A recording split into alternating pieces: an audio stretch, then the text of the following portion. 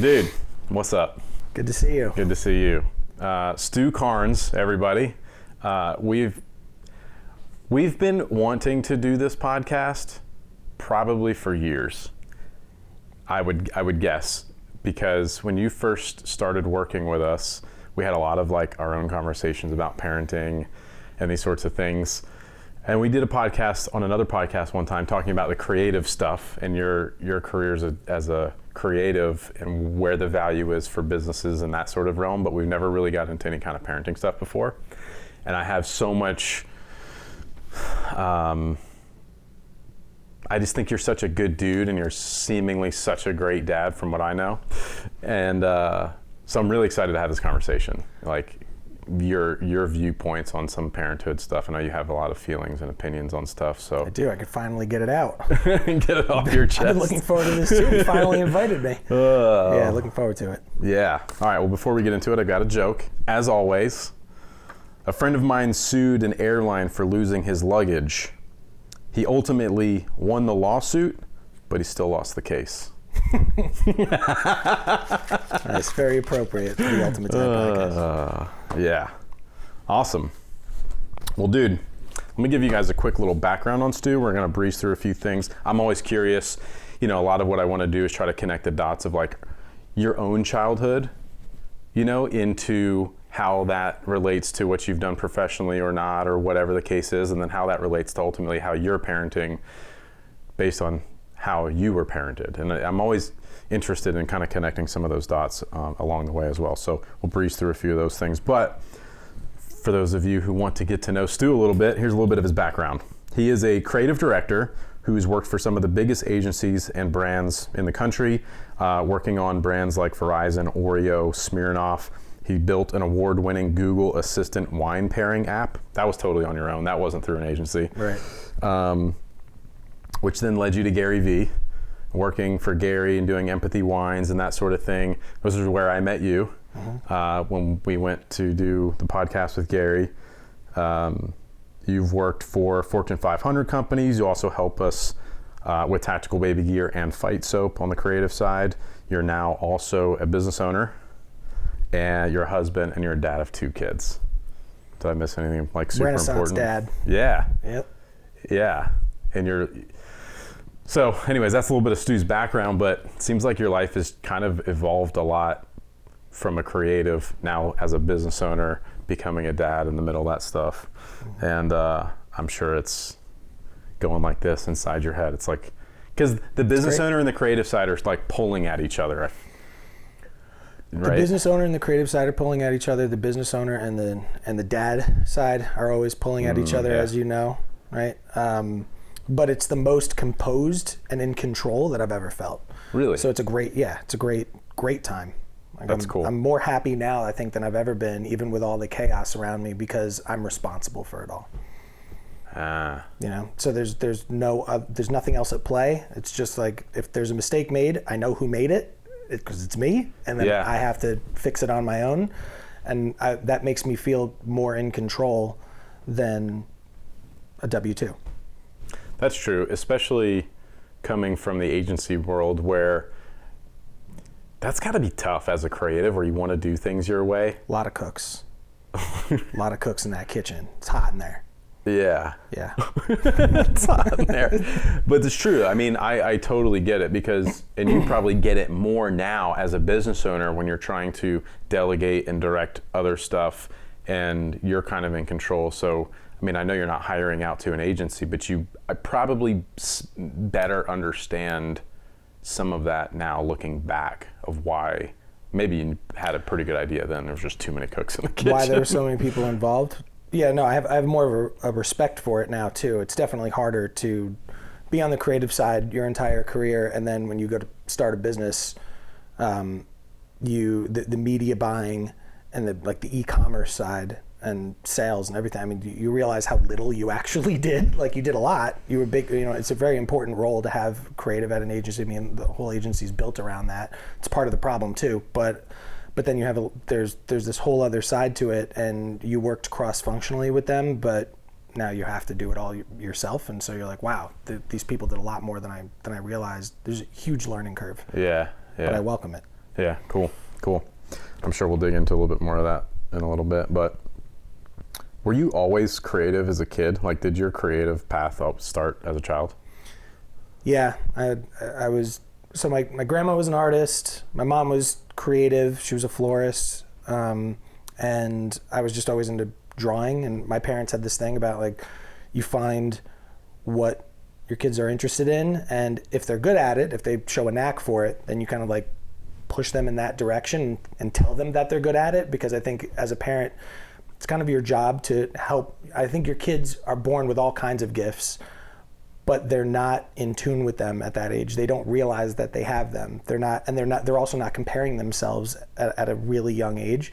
So as a parent, you can kind of say, hey, do you realize like you have this gift? And sometimes they might not even be great at something, they just might love it. And if you tell them, hey, you're really good at that, they'll be like, not only do I love this, but I guess I'm good at it too. And they double down on it, and they spend a lot of time on that. And it's exactly what I ended up doing. And my brothers did the same thing, and all of us are in fields that we love, and we're very happy with what we do. So that's cool. So you've got brothers. How many brothers do you have? 2 younger brothers. You're the oldest. I'm the oldest. What do your brothers do? Youngest brother, he leads a women's chorus in Ireland. He's a big barbershop guy, big into music, but he's a stay-at-home dad.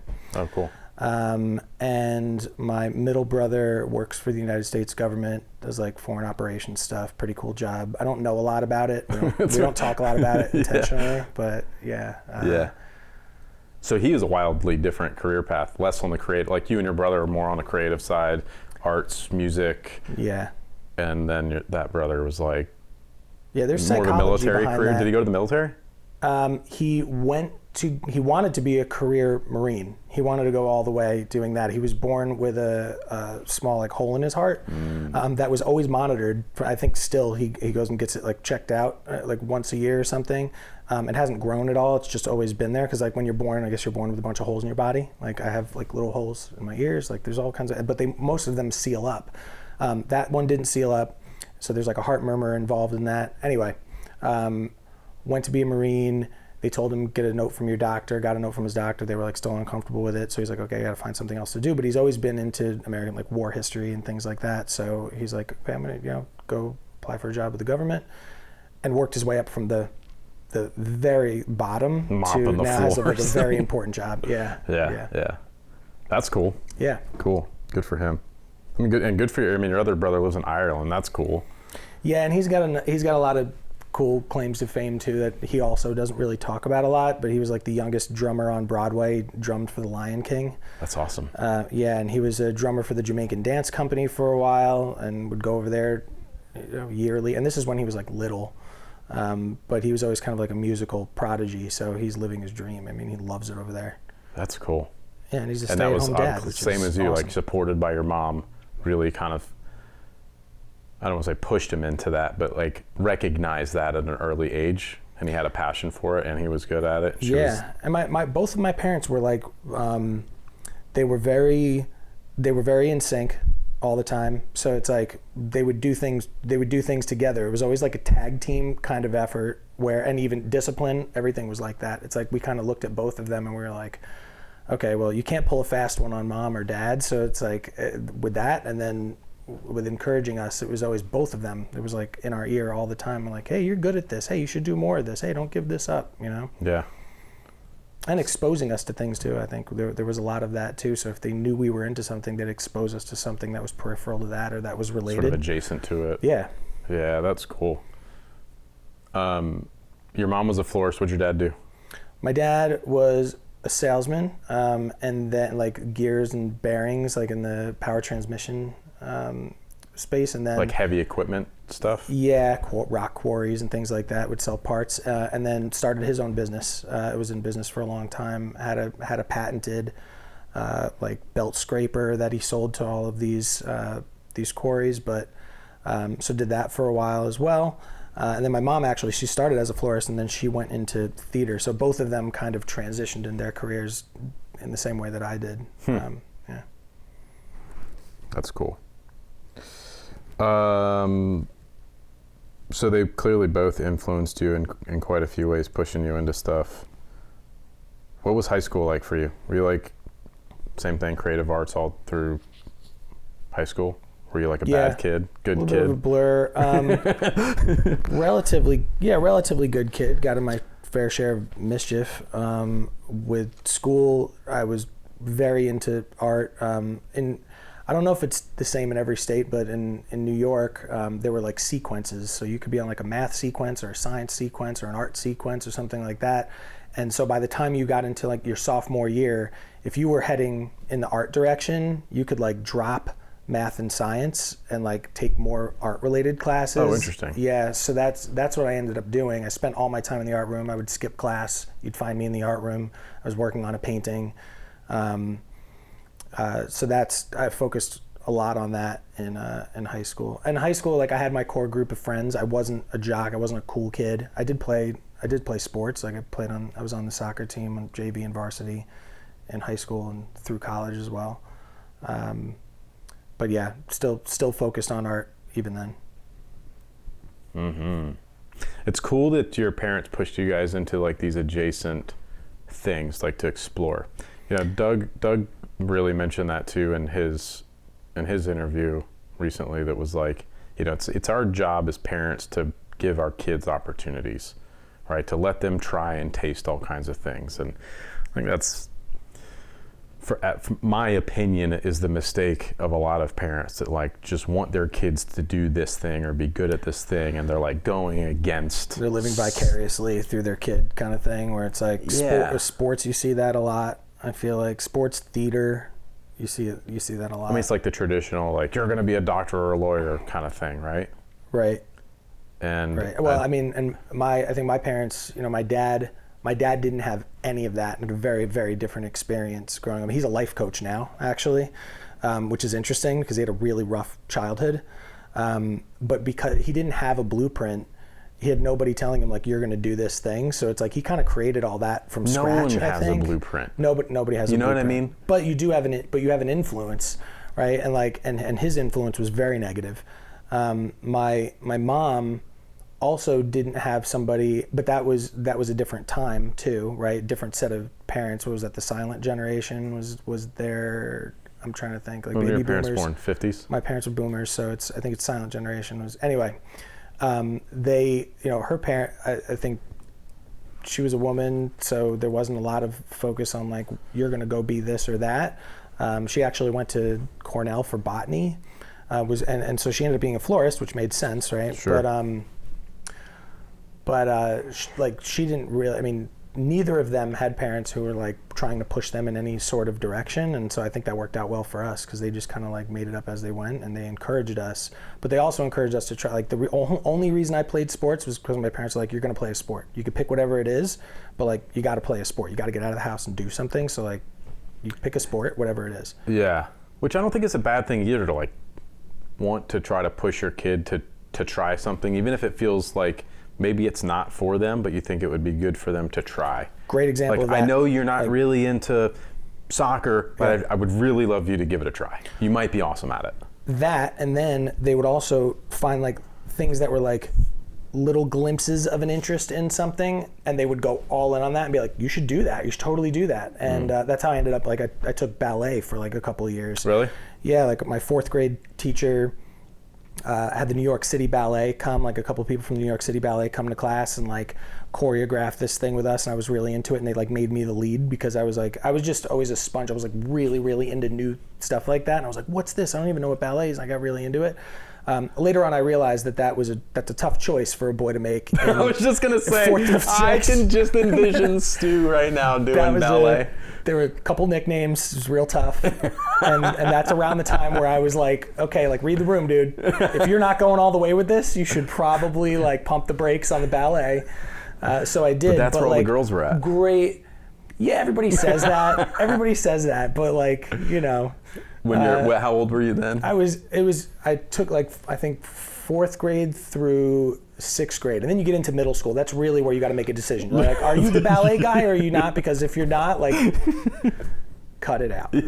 But like, I'm so happy that I did it. And you realize later in life too, like you really appreciate your parents for that kind of stuff.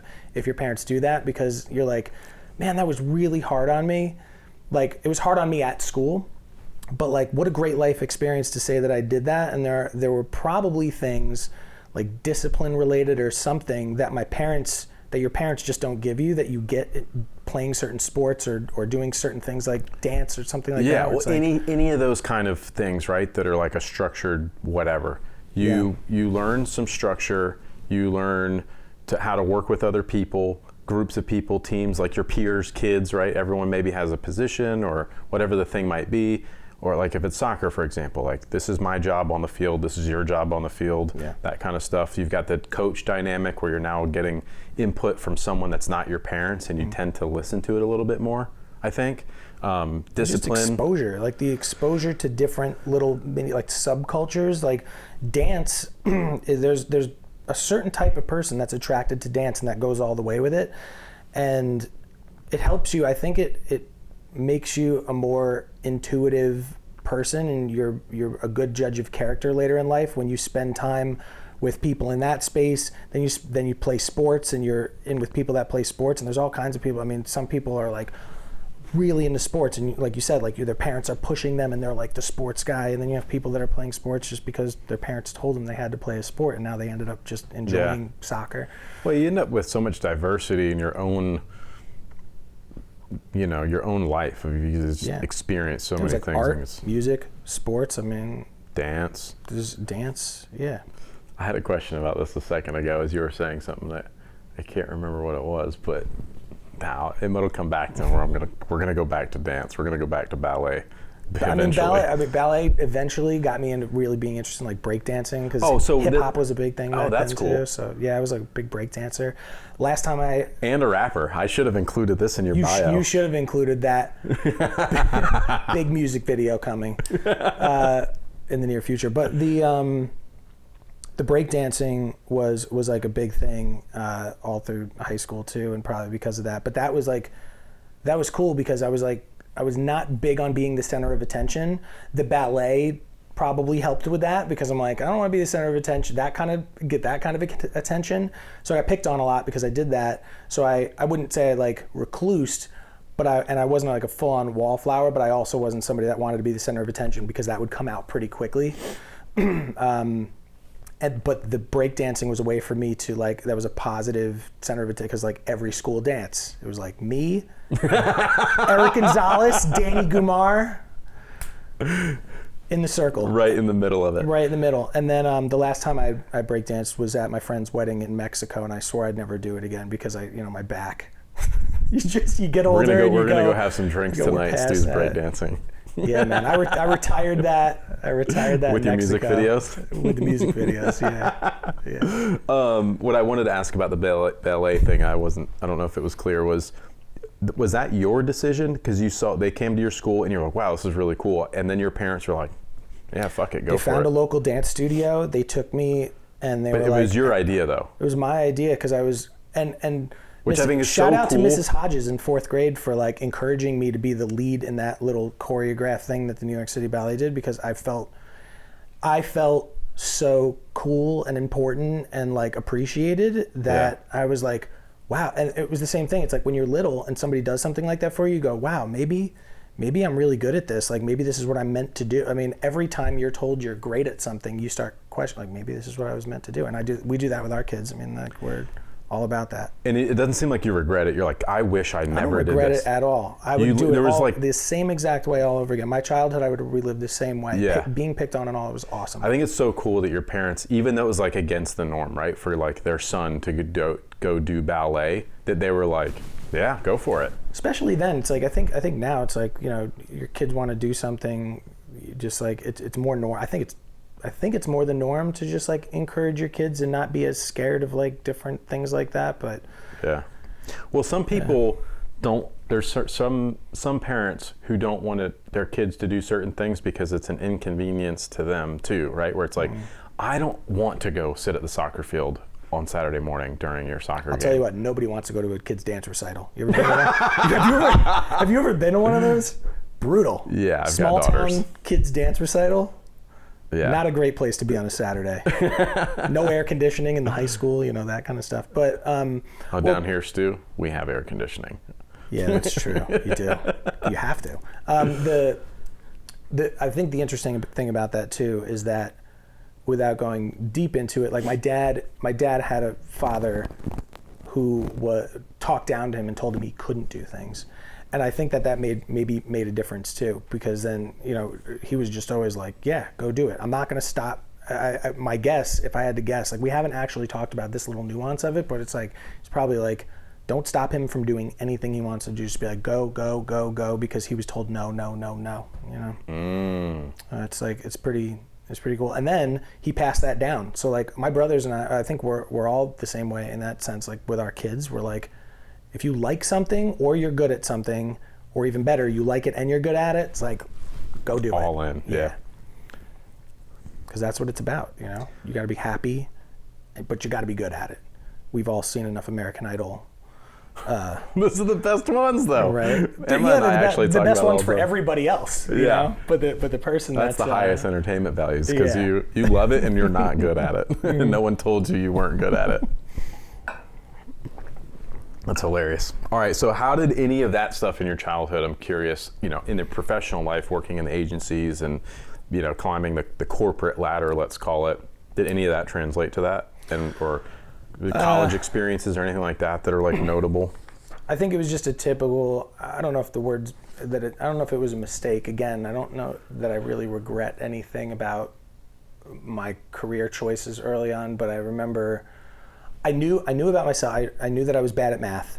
And so I'm like, I knew that in the back of my head. But when I went to school, I actually went to college thinking I wanted to go into industrial design. I wanted to design cars.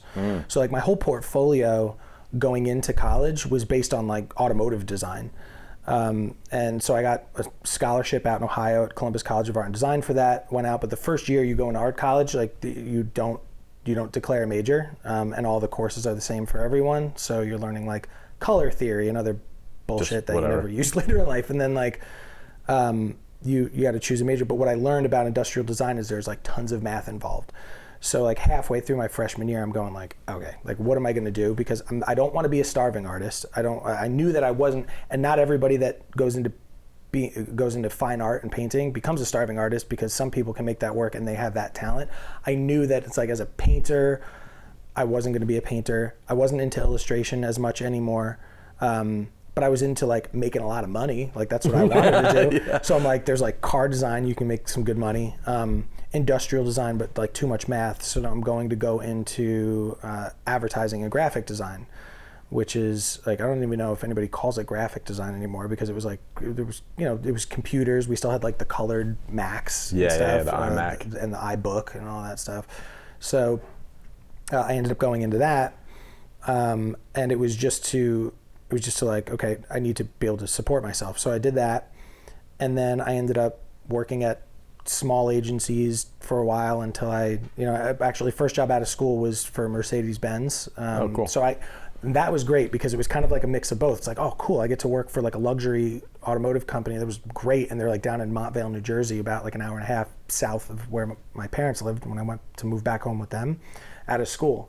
And so I got to design like car wraps and things like that. It was like really, really for like racing events and things like that.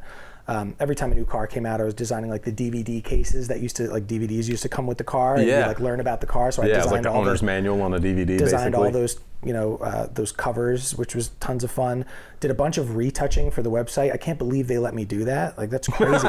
Like the Mercedes S-Class came out, like the first S-Class ever. That was like the new, that really new design, sleek model. Like looks like big the body. Maybach. Yeah. That was what the Maybach was based off of, and that's when the Maybach was like becoming more of like a mainstream thing too. And they let me retouch the photos for the website. It was like, now I'm just realizing that was a crazy decision, because I was like fresh out of school, but I was good at it. And it was back when they used to do like the really like the big Photoshop like highlights and all that stuff. Like Cadillac was doing a lot of that at the time. Anyway, so I got a mix of both of those things, and then I realized, I was like, okay, this is like coming out of art school, where it's like you were encouraged to speak out and like question things, and all like what college does, right? Like it's like question stuff. Mercedes didn't like that too much. German car company. They were like, yeah, we don't like when you say cool in a meeting. And I was like, oh, this is not for me. Like I literally had somebody pull me aside and go like, you're saying stuff like calling something cool. Like, I don't know if, and I'm like, okay, I got to do something else. Wow. So I ended up working at a small packaging agency for a while.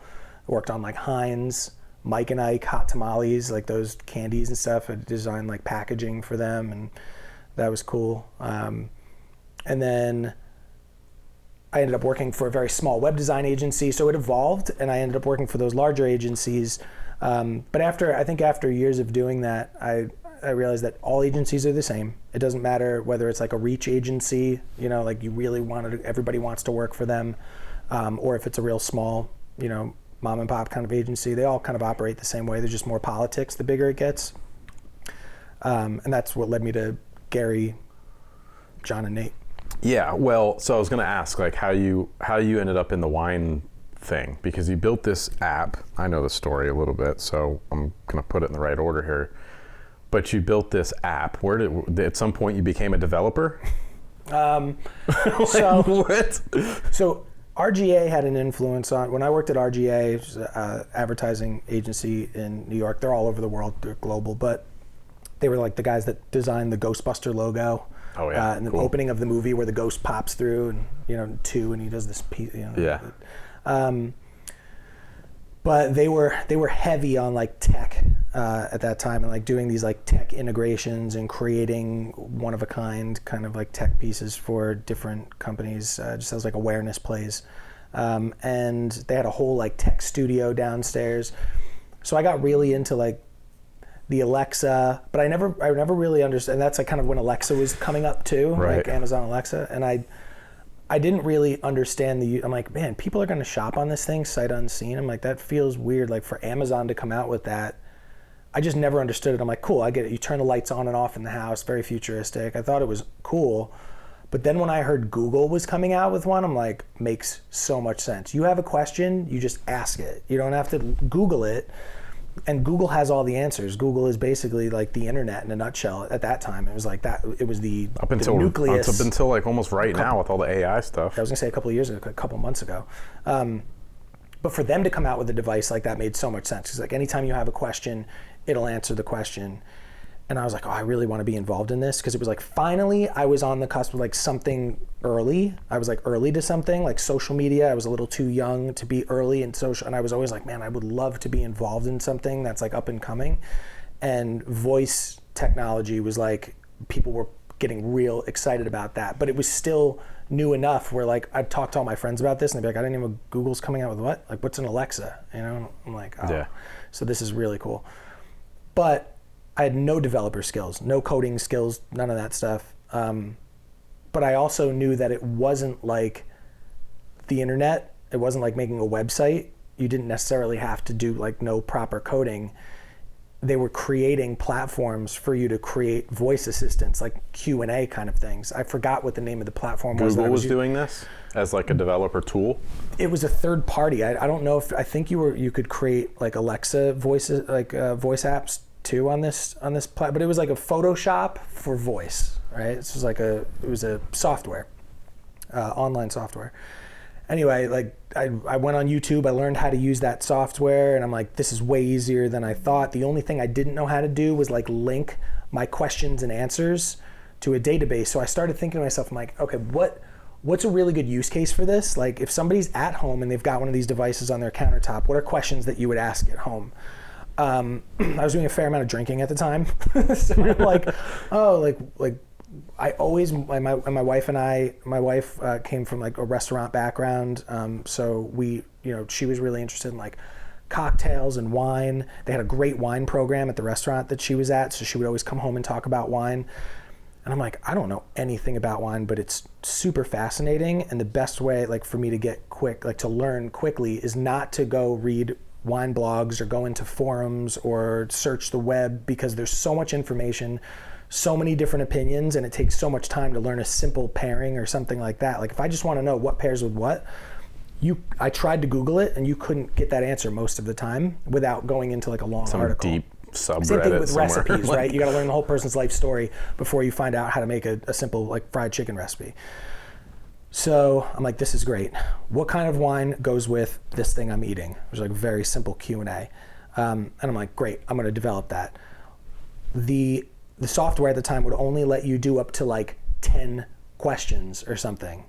So I'm like, well, there's way more than that many thousands of this. So there was a developer that I worked with, Mike Picorino, who I tapped, and I was like, hey, could you help me write a line of code that would hook up what I'm working on to a spreadsheet, like a Google Sheets kind of thing. I'll make it a protected Google Sheets. I'll put it up on Google Drive. It'll be on the internet, but it'll be accessible by this code.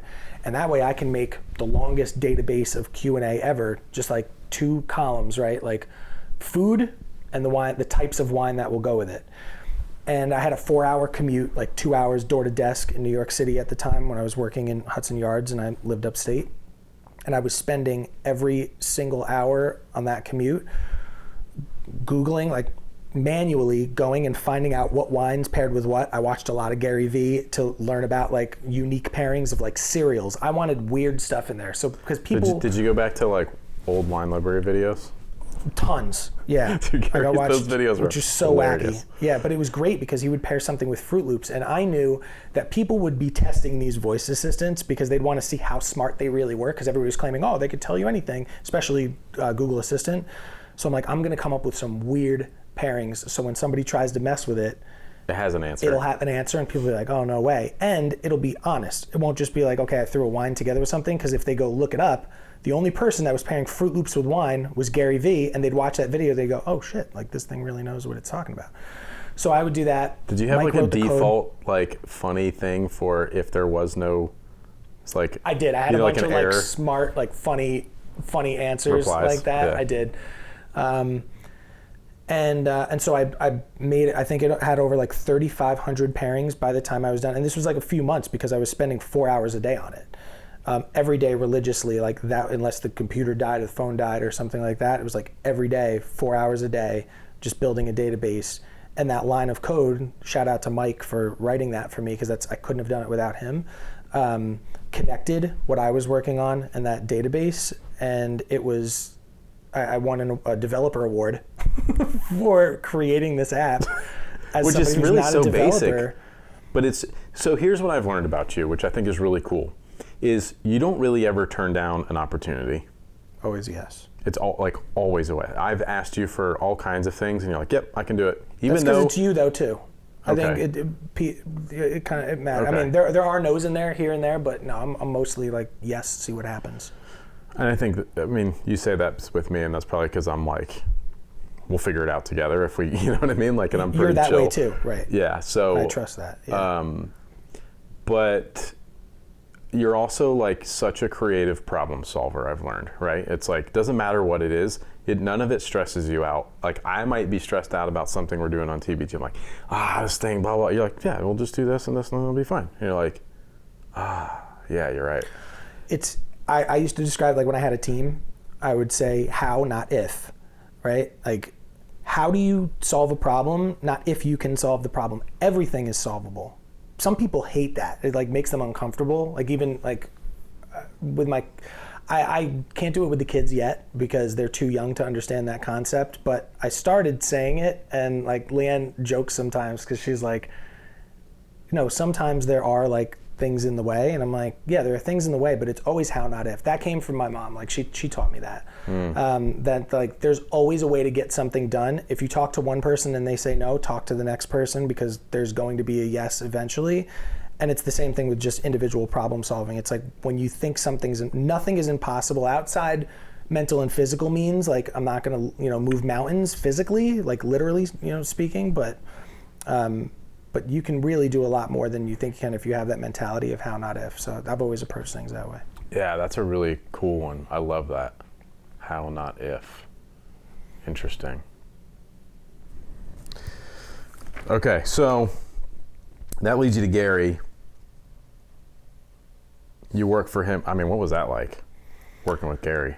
Everyone on the internet wants to know what it's like to work for Gary. Everybody asks. So Gary co-founded Empathy Wines with John Troutman and Nate Schroeder. So it was really the three of them. Those guys worked with him for a long time, and I think they came to him with the idea because they had been working ad agency side too, and John was really, really passionate about wine, still is very passionate about wine. He knew Gary was, and they had just become very close with Gary. So Gary was a co-founder, and was involved, especially in a lot of the content, but wasn't so intimately involved. I mean, that's Gary's thing, is that like when he hires somebody to do something, or when he's partnering with somebody to do something that's passionate about it, he trusts them to do it and doesn't get intimately involved. So it wasn't a close working relationship with Gary. I mean, you knew, like at that time he had like he still does, there's like 1,000 things going on. But what I will say about him is what you see is exactly what you get, even better, I think, in terms of like just being a very down-to-earth, kind, empathetic person. He really lives the things that he talks about. Very encouraging. Like if I ever did go to him with a question, and looking back, it's like, I think sometimes I even went to him with questions just because I wanted access to him. I was like, it was like a little selfish. It was like, I was like, man, he's like in the office right across the hall and I can ask him anything. And a lot of times the questions that I asked him, I'm just like, man, that was a waste, you know? But he was always very welcoming, like, come on in. Like that was my experience too when we were there, is he's actually more chill and relaxed, and like on video, he's the only person I've ever met that most people watching this, you know, like the camera filters energy. It's like 50% of your energy gets filtered through the camera for most people. Drains, yeah. For Gary, it's like amplifies his energy. So on camera, he comes across so intense and aggressive. Even watching back the podcast we did, like you watch it back and it feels intense. In person, it was so chill and so calm and so, you know, personal and whatever. And it was so interesting to me that, and it's not like he was turning it on for camera. I guess that's my point. It's not like when the camera, which I know he does and can do. I want to talk about that for a second, because like being that, you know, talking about being a dad and like how life experiences, like how you translate that to your kids, or you teach them things about life. Like working with somebody like him, and at least in that proximity to somebody like him, I think the most important thing to pass on to like my daughter now, 'cause she's like the oldest, she's 6. My son's a little too young to talk about stuff like, but like you can approach anybody you want. Like we're all human, and like there's also shitty people out there too in Gary's position who are like who right, are drinking their own Kool-Aid. But like Gary's like he's an example of like, dude, you can do anything and talk to anybody. There's literally no it's a how not if kind of thing. It's like there's no boundaries, and so you might have access to work to somebody like that and not even know it, and you just need to approach them. And that's how I ended up working with him, because I approached him about the Google Assistant app, and I followed him to like a book signing that he was doing, and when I went up to get my book signed, I was like, hey, I've got this app. I'd really love for you to see it. And his words were, you're on my radar. I know about it. We'll connect. And I was like, cool. Signed the book. That was it. Drove 2 hours home, and did a follow-up email like the next week, and he responded and connected me with John and Nate, because at that time it was like a secret wine project they were working on. And then I had a bunch of coffees with John over the course of like a month, and then I ended up working at Empathy Wines. But all because I wasn't afraid to approach him, because he's human just like me. And I try to teach my kids the same thing. I don't really have such a great example like you do, where you're like, listen, just go for it. But maybe I do, because my kids see that You're the example. Yeah. In your case. Yeah, you know? well, but they see that I end up with so many people that they're like, wait, you know that guy? You know The Undertaker? Like The Undertaker sent Kendall messages when she was in the hospital. I think it's cool you know The Undertaker too. Right, but like it's guys like when she first got diagnosed with cancer, here's The Undertaker and Michelle, his wife, sending Kendall like get well video messages and happy birthdays and all this kind of stuff. In character? No, or, just in their garage, hanging out at home in their garage. Like Yeah. it's so cool, and I don't put that stuff out there because that's like, I'm just not trying to like leverage The Undertaker It's in on that kind of topic. way, or you know what I mean. But it's just like the point is, they know that I know so many people, and I think I've never talked about it because I've never really been able to articulate it like you are. But it's like it doesn't hurt to ask. It doesn't hurt to approach. Like what's the worst that's going to happen? Someone says no. Well, I think the important thing to do too is like when when you're fortunate enough as we are to have access to people or to have met people like that and formed relationships with them, it's the opposite way too, right? It's like people are people up and down the ladder. So there might be people that are less fortunate than you too. And like, you shouldn't be afraid to approach them or see them as any different than you either. Like it goes both ways. Yeah. I think a lot of time we spend like culturally, right? We spend a lot of time as a society focusing on like, be as nice to the person that's, you know, downtrodden versus like how you would treat your friends. But it's like, it's also like, don't put anybody on a pedestal too much. Respect the position, but don't put somebody on a pedestal so much that you think you don't have access to them. Like if you really want to learn about what they do, or you want to go work for them, or you want to be like them one day, like go meet them. They'll talk to you. Most people are like, they remember when they were in your especially people that have been successful and have reached a particular point in life where they're happy to help people below them. A lot of times. Some people are assholes. Right, a lot of times. Like, I love to help anybody below me. I don't know the answers to everything up here, and I'm here, but like, whatever I can do to help get you at least to what I know, like, I love doing that. I think that's just part of my mission as a human, to make the world a better place and make a positive impact on the world.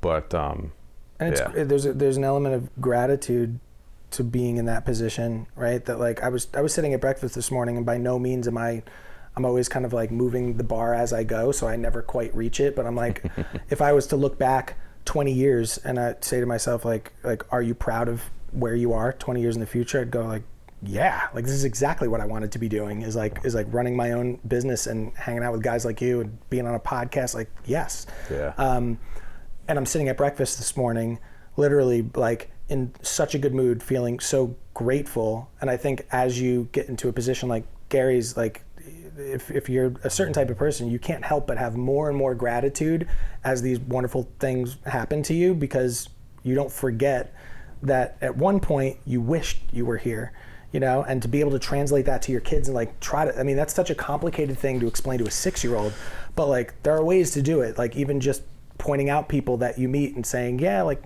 shake hands with this person, meet them, like this is a friend of mine, they do this, you know, and like showing them like in your case, it's like your kids' exposure to like all those people. So many people.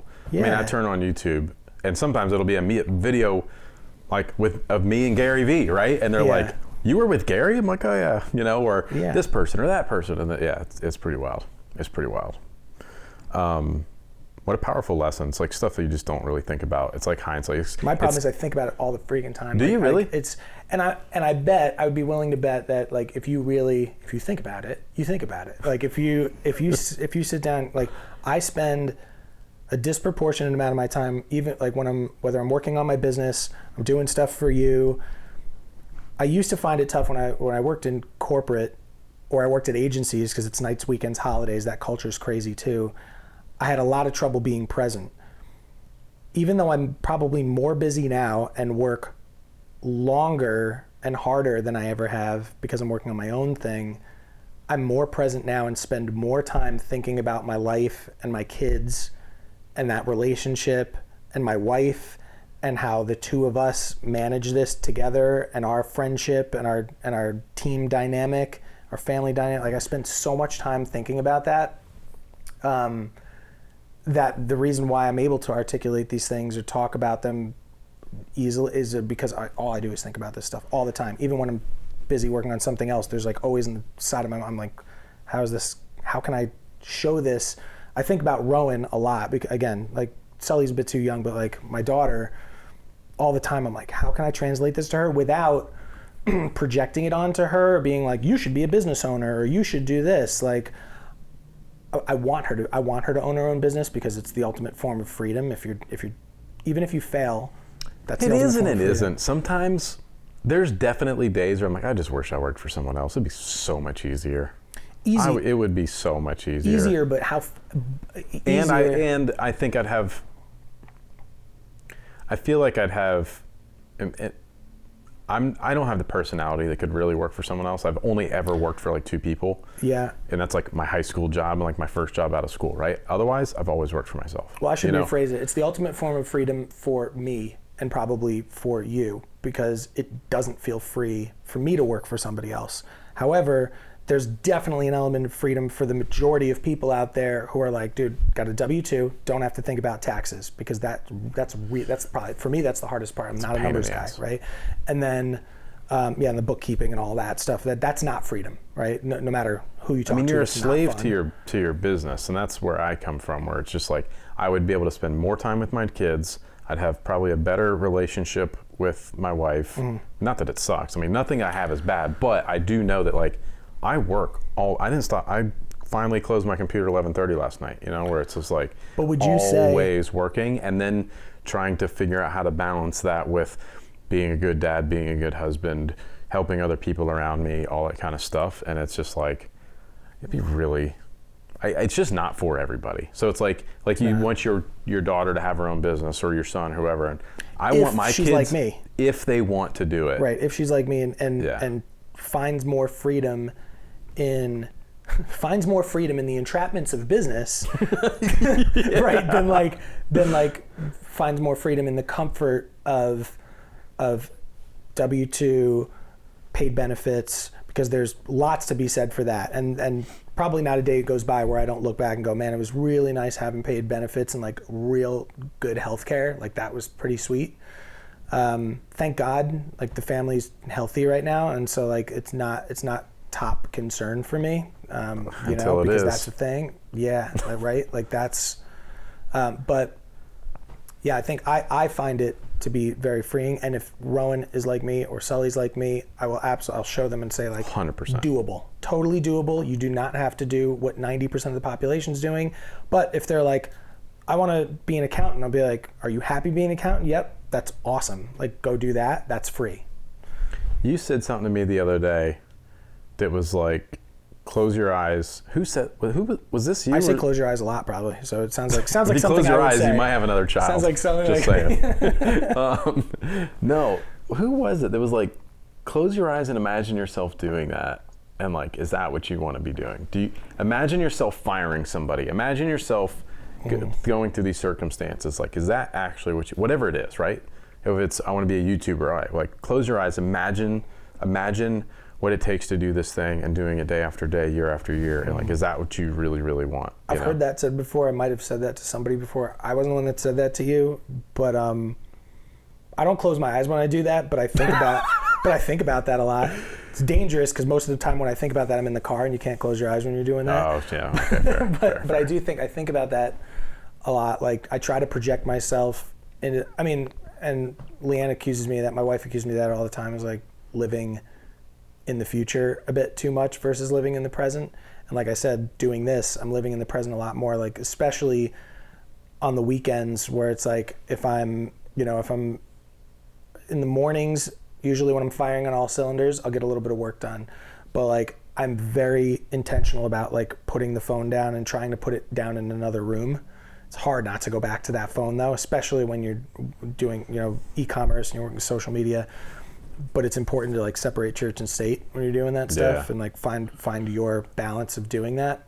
But I do project myself into the future a lot. That's interesting. As like such a creative and an artist, I feel like most artists live like in the now, and they're just like going wherever the wind blows them, and they're just like, the future? I don't know. Because I wouldn't identify as an artist. I don't think. After all these years, I think if you asked me 10 years ago, I wonder I'd be if that's like, I'm because, a creative. Yeah, as a creative, that's probably true, because you're working on projects that are 4, 5, 6 months out in agency life. Now we're working on stuff that's like a month out, whatever. Bringing that full circle again. That's another thing about like pivoting and being self-aware and learning about yourself, and realizing that just because you're doing one thing, or you were told that like this is the path to get to your goal, does not mean that the person that told you that was right.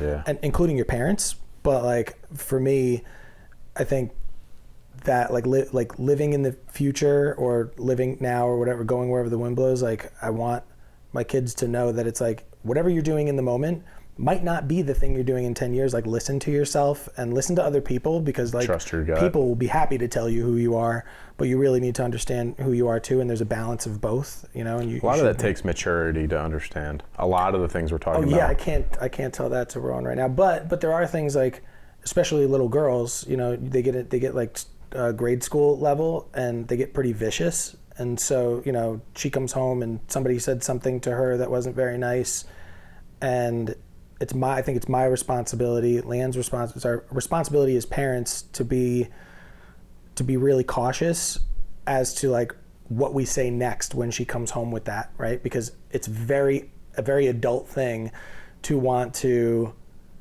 it's not an adult thing, it's a very grown-up thing to want to project how you feel about that situation, your own experiences onto your kid. Yeah, she sucks, she doesn't know what she's talking about, you know what I mean, to say that versus say, well, how did that make you feel?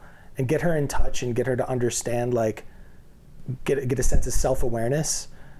Because I think if make them think anything about else, man, self-awareness, I think is probably number one thing if I could pass on to my kids is just like have self-awareness, because people are going to tell you who you are, people are going to say things to you, but if you know yourself, you know what's true and what's not, and all of it kind of bounces off, or you absorb some of it and you go, yeah, I am like that. Okay, do I want to stay like that? Yeah, I'm fine with that. Or do I want to change? And that person's telling me maybe I should change. Like, maybe I should, you know, but like, that's really important. So I think there are like self-awareness you can teach from like, I could teach Sully self-awareness probably in some ways. It's just not going to be like this kind of conversation. Yeah, in a different way.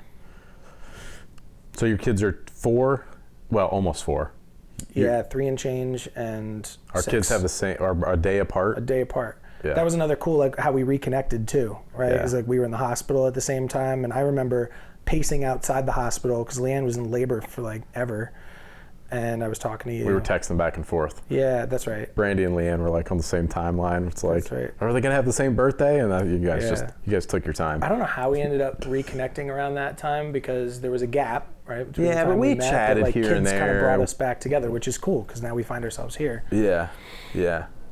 Did you always want to be a dad? Like did you ever, was that something you ever thought about? Yeah, like you know how little girls, they always talk about how little girls like, and this is very different these days, but growing up, it's like little girls little girls dreamed about their wedding day, and like the dress and all that stuff. I don't think little girls do that as much anymore, for better or for worse, but I was that little girl. Like I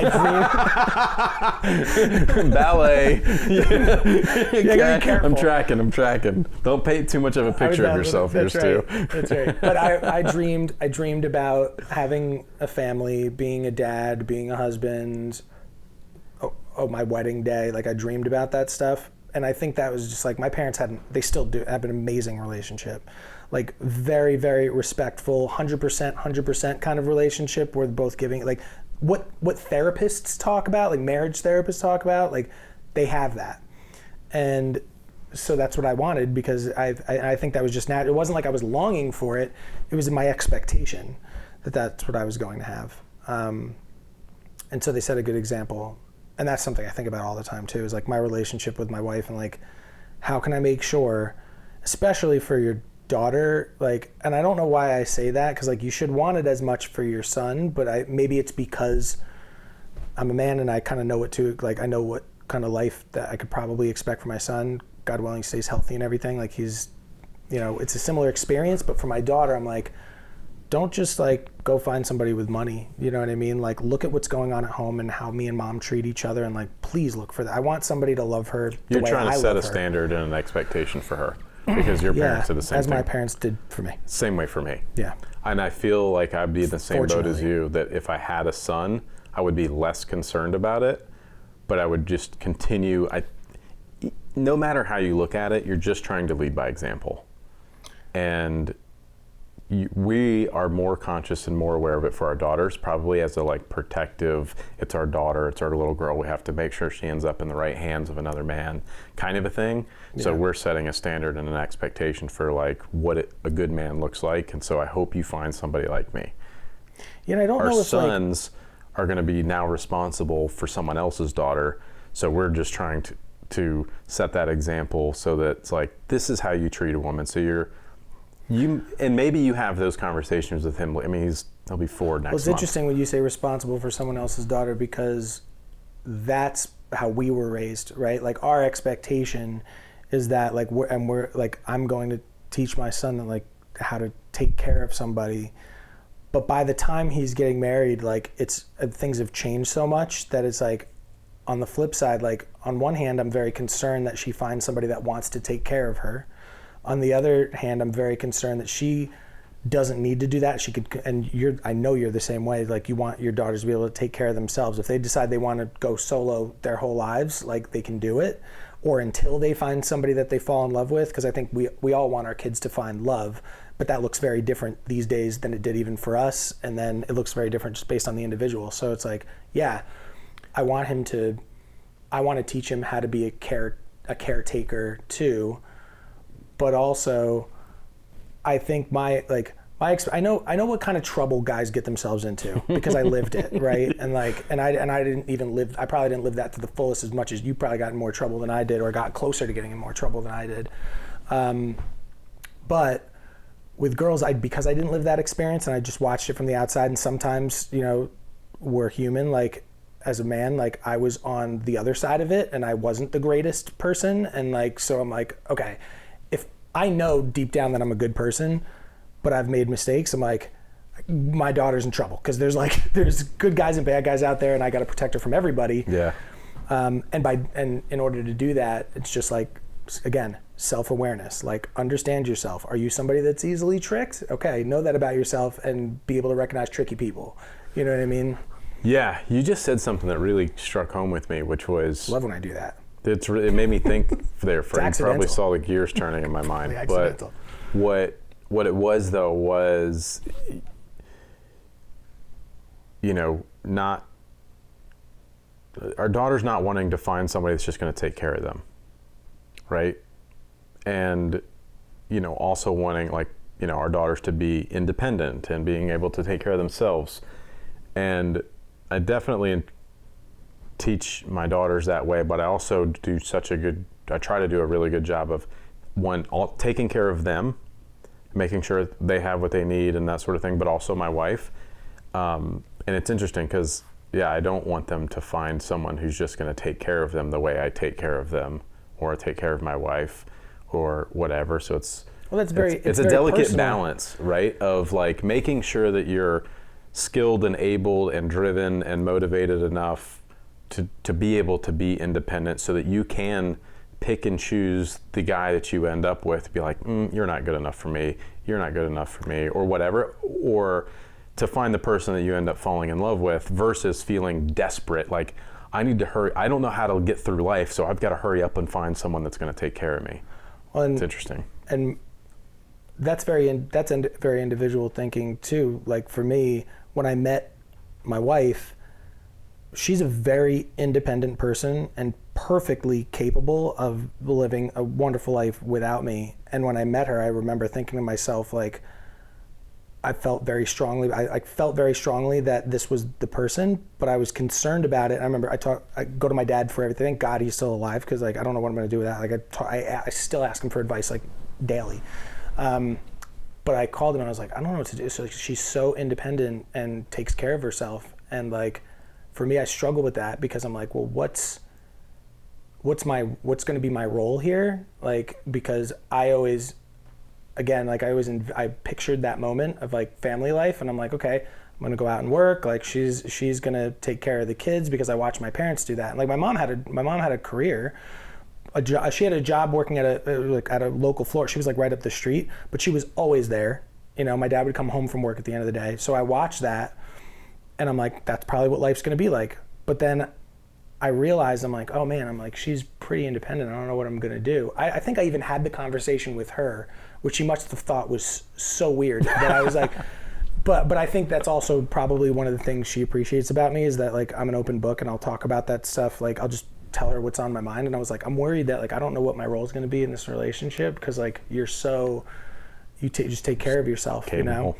And it's funny, because, like, if you asked her today, being a stay-at-home mom, I don't know if she would say the same, if she feels that way about herself, but I see it. Mm-hmm. And I think it's important for our daughter to know that, like, both are possible. Like, Leanna's made the decision to give herself to the family, and that wasn't societal pressure. That had nothing, and there's so much talk about that. Like, to me, what's funny about that is, like, I appreciate the independence and I want my daughter to be that way, but there's nothing more cringe to me than talking about, like, independent boss lady woman. Like, I hate all those labels. Sure. It's just like, just be a responsible human being for yourself. Be capable of being responsible for yourself. And if you find love and someone wants to take care of you and you're open to that, that's awesome too. And it goes both ways. Like my brother's a stay-at-home dad. I'm like, dude, I'd be a stay-at-home dad tomorrow, man. You kidding me? Yeah. But I wouldn't, because that's real hard. Dude, harder than running your hard. own business, I think. The mindset you Mentally. have to be in to be able to, I mean, that is not for me. It's hardly for my wife. It's a lot for her, especially when you talk about this homeschool e-learning stuff. Like our kids go to public I'm gonna school. take that back. I said that on record. I don't want to be a stay-at-home dad. Dude, I don't think I can handle it. It's a lot. Like, teachers are incredible. Being a stay-at-home parent is incredible. Yeah, It's not for me. It's not for me. It's hardly for my wife, but she's like taking one for the team. And, you know, we've gotten to a point now, even with Hannah being still so young and just like embracing it. Like, there's so much suck that goes along, you know, with it at times. And there's so many challenges, but it's like, this is our last toddler. It was our last infant, last toddler, last experience with a lot of these things, unless I close my eyes. That so we're trying to embrace just like everything that comes along with it, whether it's, you know, the difficult this or fighting about sleep, whatever it is. But yeah, the other thing I had a thought on with you know, a man taking care of a woman. I hear stories like some of these abusive and terrible relationships because, you know, here's a wealthy guy who's got this wife or girlfriend who's like, you can't survive without me. You can't leave. Carrot, yeah. You know, and that scares the shit out of me too. It scares me now that Leanne's a stay-at-home mom, because there is reality to, like, you know, especially women who have like, they're working in corporate America and they were on the up and up, like going, you know, upwardly mobile, and then had kids, and then they have to make that tough decision: do I put my kids in daycare and go back to work? And like, personal opinion, 9 times out of 10, when I look at job security, like these days, and you look at corporate America and what's going on, I mean, it's in every headline everywhere, so everybody, it's not a personal opinion, it's everybody knows it, is that like job security is lacking a bit. So like, if you're a woman and you have a kid and you make the decision to go back, it's a really tough, it's a more difficult decision than ever, because you don't know if you're making the right decision, because you could get laid off, you know, with laws aside, you could get laid off a couple months or a couple years later, and then it's like your career, you know, gets cut short, and then now, like, you know, you don't know if you made the right decision. So like, it does concern me, because I do want her to be able to take care of herself. But then what you do is like, you do life insurance stuff. You do, you know, you have to set things up. If you're going to choose to be the responsible party, and your wife is going to choose to take care of the family and the home, like, you have to set her up for success regardless, because you know that you've kind of like pulled the net out from under her. If something serious happens, you've got to have a security plan in place. Yeah. I talked about my kids going to public school and being home, you know, having to do e-learning and stuff. What, you do public school, your daughter? Public school, no e-learning yet, because luckily for us, like, we didn't have school age kids during COVID, so that wasn't a thing. And I don't believe our schools, like, if there's a snow day or something like that, they don't do e-learning. But yeah, public schools, going to be public schools for both of them. Maybe our son might do private, but not private, but might do like an alternative school in the earlier years, like. And then, yeah. What's the public school system like in New York compared to South Carolina? Probably depends on where you are in New York. The further upstate you go, it's probably a little bit more similar to South Carolina, I'd imagine, just generally like values. But the New York school system, Department of Education, probably encourages things that I'm not crazy about, that I think are just not appropriate for kids. I will say, like, I would never want my kids to go to school in Brooklyn or like in New York City, where we live. So far, like, we keep a close eye on what they're learning, just as much as what they're not learning, probably. But, you know, first grade, so it's like it's still a little early to tell. But the horror stories that you hear, I think, about kids being indoctrinated into believing certain things, or too much information at too young of an age, we're not dealing with yet, it seems like, in our area. But there's a creep when you live an hour and a half north of New York City and you're on the train line, that I'm concerned about. But so far, so good. You know, It worries you though, for sure. Like it worries me for sure, because I am, and to be clear, there's definitely things that we learned about or didn't learn about in school growing up that I'm like, okay, maybe we should have learned a little bit more in depth about that, or maybe that was like the truth was bent a little bit, or maybe certain things were left out intentionally. But I'm also a believer that too much information is not a good thing either, especially for children and especially for a nation, right? Like when you're trying to have a strong nation, you can't tell students in school you can't raise kids to believe they live in a horrible place. I mean, I just don't see the benefit in that. It's very good to have 360 history on things and say like, these bad things happen, but how far do you really want to go until you get to the point where you're saying like, you live in a terrible place, this is a terrible place, and there's no hope for you. And I think that's the direction that some of these districts are going in, is that like, you're teaching them that, like, and same thing with exposure to like gender studies and things like that. Absolutely, when you get into like college, high school is even appropriate, because kids are sexually active in high school, and they start there's a lot more like thinking about, or that's when it's appropriate to start thinking about your body and other people's bodies and all that stuff. Like that's, you're mature enough to start having that conversation, but not in elementary school. Yeah. And that's where like, you know, we're careful and we want to draw the line. Sort of on that same topic, with all the like political stuff and all that going, does that affect you guys in the way you parent your kids just in general? Like the concerns about school stuff and right now, I mean, the politics stuff is just crazy outrageous. I mean, does it like, does that affect the way you do anything parentally? I would have said, I would have said no before things started getting a little bit more crazy. But it's like these kinds of crazy things we have to be concerned about with schools. They're going to like teach your kids weird things that you're like, this is not appropriate. Like, I'm not okay with this. No, and that's why I feel fortunate that we haven't run into that situation yet. But we're surrounded by it, right? We're in New York State, and we tend to feel a bit differently about things than a lot of our closer friends do, and we respect that. I think that's what's important, is like the more you talk about it, actually, the better. But people have stopped talking as much, right? So like that's something, you know, I think we're concerned about. But like I think we respect that our friends have different. Some different values or beliefs in certain cases politically. A lot of it doesn't really affect the friendship. But where I thought it wouldn't affect us because we're like, they're too young and we're just gonna brush things off. Instead, like we find ourselves sometimes having to figure out how to address certain conversations that our daughter will have with a friend who says the president's a horrible person and he's a liar and it's like, okay, well, we know what's being said and that it's being told to him. Which is like their own opinion, right? Like people feel strongly about this stuff, and especially right now, it makes sense that people feel strongly about things.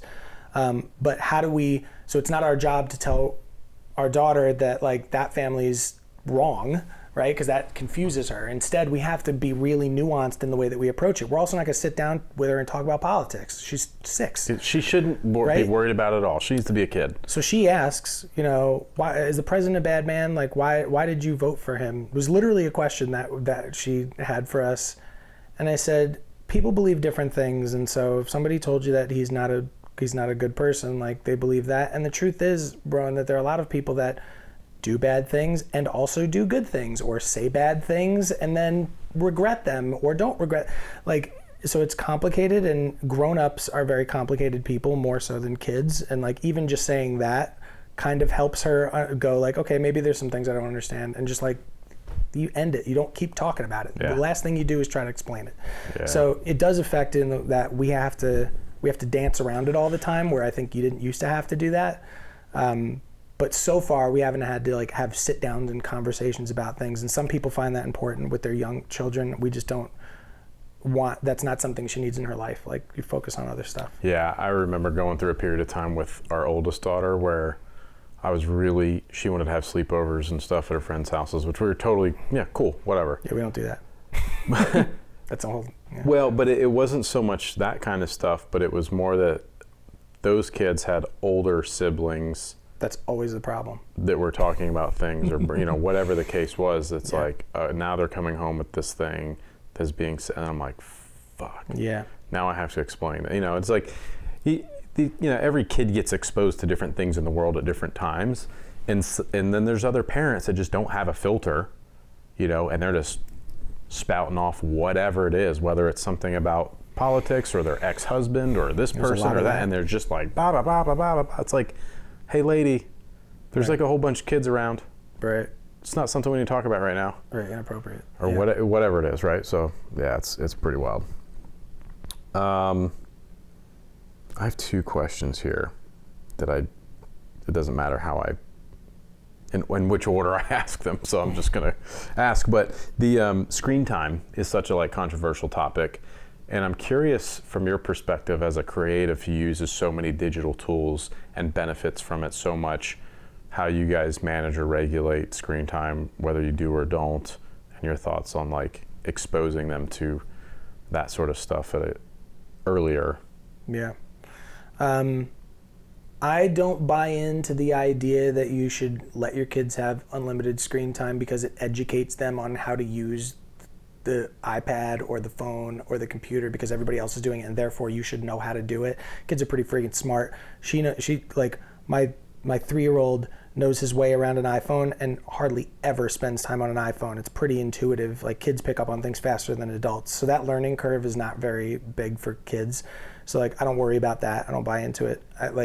As far as screen time and how Leanne and I, my wife and I are not, I forget, people don't know who Leanne is half the time, so I always got to. I know, I didn't get into all your wife stuff. I wanted to, but we got time constraints. But we're this way with food.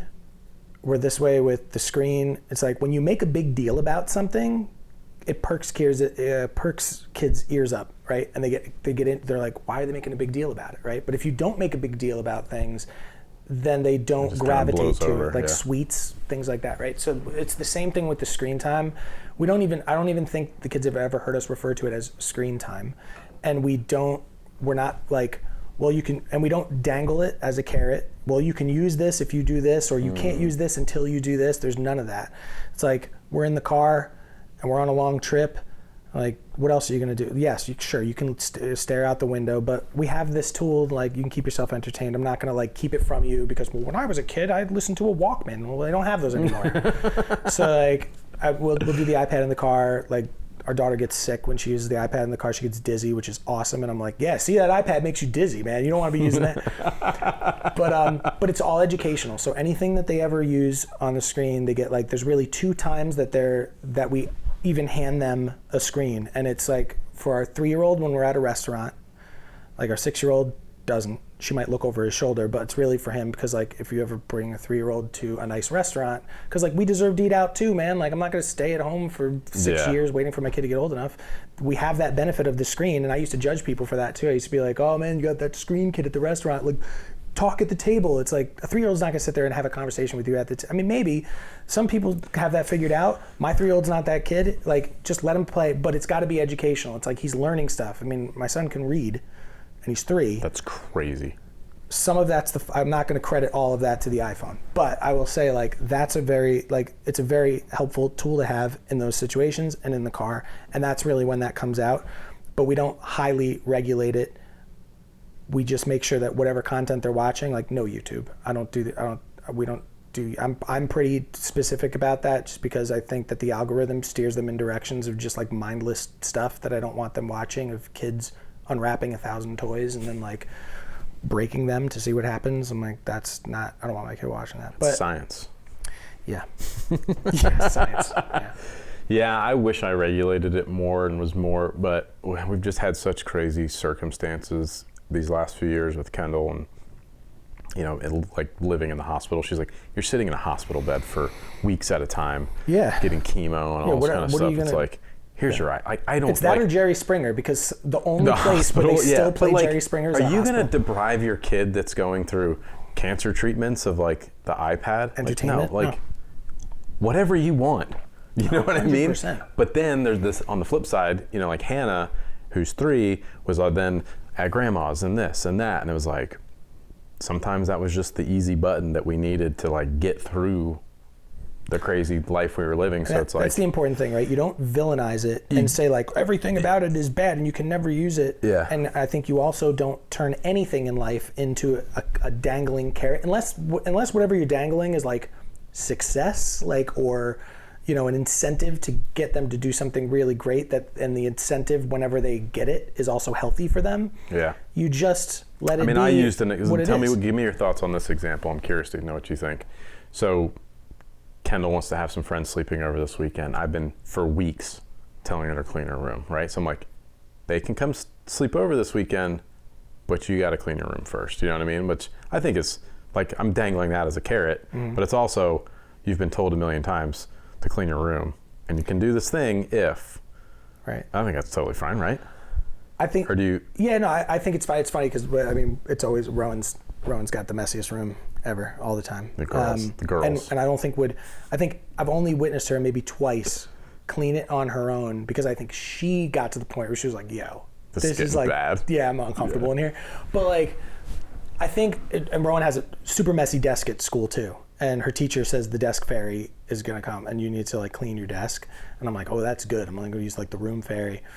But I guess that I always, because I feel I do the same type of thing. I'm always like, you got to clean your room before people come. I always try to go back and question, like, as long as I feel comfortable about why I'm trying to enforce that, and I can make a rationale for it. And sometimes I have to convince myself, because I know it's really more about me. It's like, I want you to have a clean room, man. Like, you have a messy room, and I was told to keep my room clean. But at the same time, there's something to be said for, like, I think we've gone too far in the direction of just like, well, let your kid have a messy room. It's too much about you. And it's like, well, it's not though, because it's about teaching them to have respect for their things, pride and ownership, all of that kind of stuff, like appreciation. Like, even when you're cleaning your room, you got a lot of stuff in there. Like, that's a blessing. Like, you know, kids, like, there are kids that don't have that.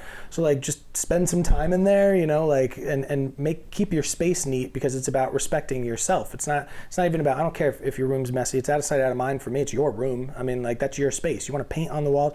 I'm that kind of parent too. It's like, if you color on the walls in your room, we're going to talk about like why that's not okay, the best thing to do. But like, my parents let me be very creative. Like, I had, the only thing that they ever got me upset, and I wasn't like, when I say paint the walls, I mean like, if you want to paint the walls purple in your room, it doesn't need to match the rest of the house. I don't mean like go in there with a paintbrush and start graffitiing your room. But like, if you want it to be, because that's what my kids would unique do. Color. Sharpies on the wall, you know. Oh, that's coming for us for sure. My son, yeah, he's a terrorist in training. Like, he's like the whole house. But like, let them have. I mean, you only get so much freedom as a kid, right? Dress how you want. Mm-hmm. Your room can be a little bit messy. You're a kid. Like, it's not, you know, why are you keeping it neat for? And that's the thing. I don't want her to learn to do things for other people. Like, keep it neat because people will judge you. You know what I mean? Like, that's not what it is. It's about you and having respect for your own space. Okay, guys, we just had a little lunch break, and Stu came back all fired up. We were talking about some stuff. So the energy from Stu is going to be cranked up a little bit here. You know what I mean?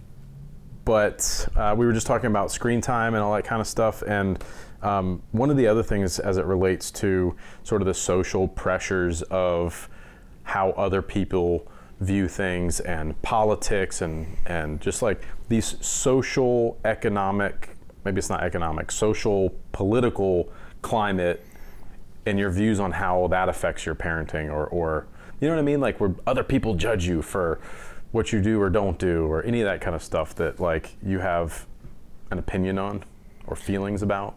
Like, 40 years isn't a long time. It's not like I've lived a super long life, but a lot has changed from even when we were kids. And so I think it's fair to say, like, I have enough life experience to look back and go, like, things have gotten so carried away.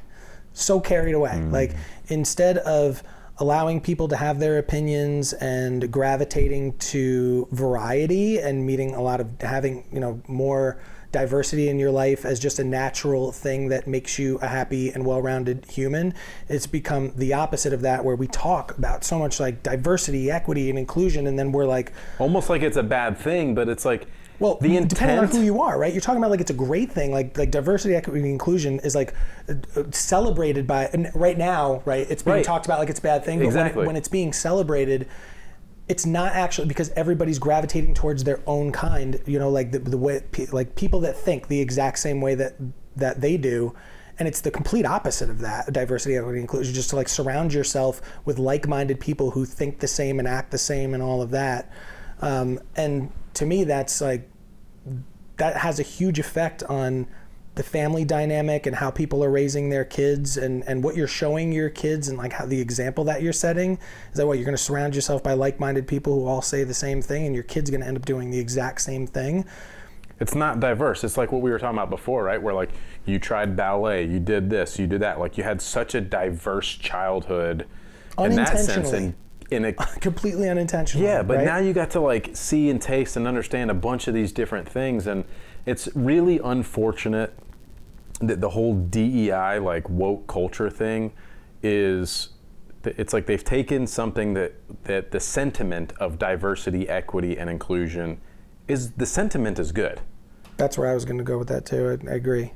But like what it's turned into is so unfortunate. Yeah, I think we have a problem these days of like swinging the pendulum too far in either direction. Everybody seems to have a problem with it, no matter how you vote, or like it's just everybody seems to be like, it's got to be all the way over here, it's got to be all the way over there. And the reality is that majority of people, all you have to do is walk outside your house and actually talk to like a normal human, is that everybody kind of feels like they sit in the middle a little bit, and people do understand other people's perspectives, but you'd never know it unless you actually go and talk to people, and we have trouble with that now. And I think part of the problem too is like with them trying to, you know, mandate things and push it, they're pushing this onto other people that are like, and I think most people are like, I don't care what you do behind closed doors, and I don't care who you are in love with, and I don't care how you want to view yourself, but like, don't push it on me. You know what I mean? Like, I'm happy to hear and talk to people like, I'm done, like, do your thing, whatever. Well, but what's interesting about that is that there's a group of people that feel that way, and then there's a group of people that are like, no, you're just not enlightened yet. Let me enlighten you. You need to think the way that I do, and I'm going to help you think that way. And if you reject that help, then you're not a good person, because there's a lot of that happened too. And that's why people have gotten quiet, right? People get, I mean, it's starting to change now. People, I think, are having a lot more conversations just because like everything's out there now. So people are talking about it a lot more. Like I think post-election, now that part is over, like people are starting to have conversations because they're curious. They're like, some people are like, how did that happen? Some people are like, how did you not know that was going to happen? And so those conversations are happening Well, it more. goes back to what we were talking about too with the public schools and the concerns there and what they start to talk about early on in schools. It just isn't really appropriate. It's like there's an agenda being pushed that's, I can't understand the reason behind that either. But no, but I don't spend a lot of time trying to figure out why people do the crazy shit that they do. Like I mean, we have enough to think about. So I don't know why either. One thing I do think about though is like, how do you help your kids navigate that? Because I don't think any of us saw this time period, this coming. Nobody saw this coming, right? Like we grew up and there was no conversation about any of the things that are being talked about now. And I don't want to overcorrect and talk to my kids about this stuff all the time. Like you need to avoid this kind of conversation, or like avoid these people, or do, because it's going to do damage too, doing that. But one thing I think about is like, why was my life, so forget the outside forces, right? Forget what people think of media and what people think of like, you know, all these conspiracy theories of like why we're being controlled by, what I think about is like, what were my influences growing up, and how can I make sure that, and without it being forced, how can I make sure that my kids are exposed to the same things that I was exposed to? And what I'm starting to realize, the more I think about that, is like, it doesn't actually need to be very intentional on my part, because it's who I am. For some people, they might need to force themselves, but it's like, it comes naturally to me. It's like, I gravitate towards people who, some are like-minded, but a lot of them think very differently than me. Like if I think about my core group of friends, I have a lot of people that have very different political views as my closest friends. And it doesn't bother me. Sometimes bothers me like a little bit, right? But like, it doesn't, it really doesn't. But you're like, you're willing to agree to disagree. Yeah. And it's also like, you know, cheesy. It's like the spice of life. It's like makes life, right? Like it's weird. It makes life interesting. I grew up in a house, like, 2 straight parents, church going family. Every Sunday we all went to church.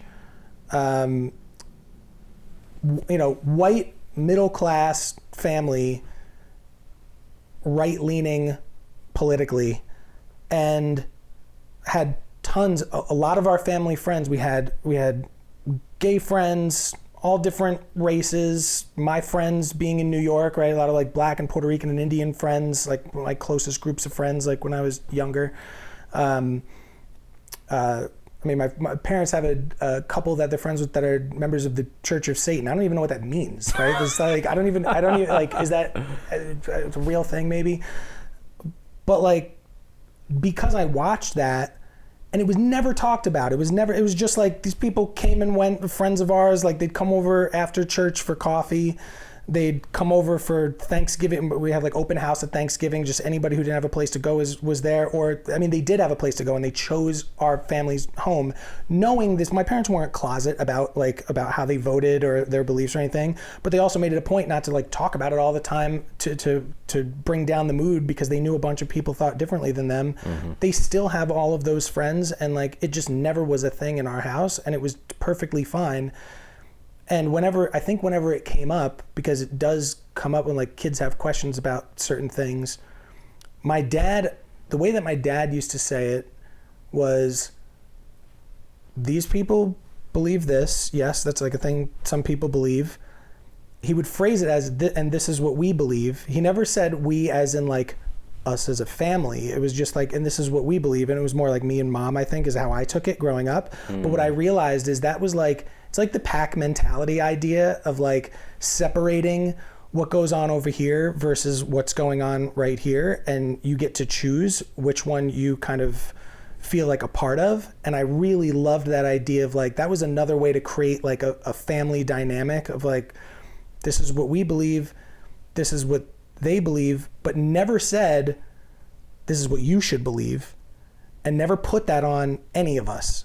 And now I think about us as adults, me and my brothers have varying views on things. We don't all think the same exact way. We don't all vote the same way. Family's as close as ever when we all come home. And I really appreciated that nothing was ever, like no beliefs of theirs were ever pushed on me, but they set such a great example. They created a model of like, none of this matter. We don't even talk about it because it doesn't matter. It's not why we're friends with these people. It's just not, we don't add that. And we have strong disagreements on certain things like church going family, church of Satan, like a little bit different, a little bit wacky, right? Slightly different. And those guys we love those guys. Like they're actually, like I'd probably say they're some of our favorite collectively, like our family talks about it all the time, like some of our favorite people, but it's just like, that's what they, and it never bleeds into our relationship. It doesn't even, I don't think it even, I think actually every once in a while, the reason we know is because it comes up, but because they're allowed to talk about it, then as they should be, just like we should be allowed to talk about our experience with them and like compare notes. Yeah. Well, I think it also goes to show that like you can have differing opinions and different views of the world or whatever, but it doesn't make you a bad person either. It doesn't, and you can be a really shitty person, and on the outside, you look like a you catch. check all the boxes. Yeah. When you think about the things that you want to sort of instill in your kids, right? Whether if you don't want to go politically and let them make their own decisions on that, are there things that you know for sure you want to instill in your kids that you're like, I hope that this translates. These are core values that I hope translate down to my kids that you're hoping to instill in them? I'm still batting that around. I know the ones I feel strongly about are empathy and self-awareness. Those are top 2. I'm still trying to figure, like things like work ethic, right? Like in a way, and I could be wrong about this is what's so fun about being a parent too, is that like if you really want to spend time and think about it, you learn things about yourself too, and like and that also will, like, it's a cycle, right? It'll influence how you raise your kids, and if you're really spending time thinking about that, it's tons of fun because there's a lot of evolution, not just for your kids but for you, like growth that can happen. Like things like work ethic, I always think to myself, like, is that somewhat subjective? Like, and how important work ethic is important. But work ethic means a lot of different things to different people, right? Like a workaholic looks at work ethic a lot different. and the title workaholic means different things to different people too. It's like, it's there. So like, and work-life balance means different things. So like, I think about those things, but I do know it's important to me that that they work hard / smart and work smarter, not harder. I do want them to think about that. But like in general, if I could just put it all under like one wrapper, it would. And I used to say this was like in my portfolio years ago too, because it's always been kind of my mantra for my career. I don't know where I picked it up. I think I picked it up because I was getting the message from people that I was a bit like immature, and I think I still am a little bit immature sometimes, but I've learned to love myself for that and maybe not compare myself to people who I think are super mature. But it's like, think like a kid, act like an adult, to me is a great way to go through life, and to like teach my kids that like, don't let go of thinking like a kid. Like, kids are so creative, so blindly optimistic. They manifest things way faster than adults are able to, just because they just believe it. Like, kids believe in everything. Wild stuff. Yeah. Everything. I don't want to talk about some of the things kids believe in, because my kids might watch this, but they believe in everything, right? And it's like, when you believe something, it's real to you. Like, remember believing in things when you were a kid and how real that was to you. Like, it was real. And so I think trying your hardest as an adult, even if you need to reverse engineer it based on your childhood to think like a kid, is really, really important not to lose that. But you have to act like an adult. Most of the time, you have to act like an adult when but like, you can still be thinking, it can still be a kid in here, but it needs to come out in an adult way. And acting like an adult, also subjective, right? Some people are like, act like an adult, don't be silly. You can be silly, but like, you got to know when to stop being silly, so there's a balance. And I think that, but like, thinking like a kid, acting like an adult is going to be, I think, always my theme for fatherhood, and like what I want to instill in my kids. And that may manifest in a lot of different ways.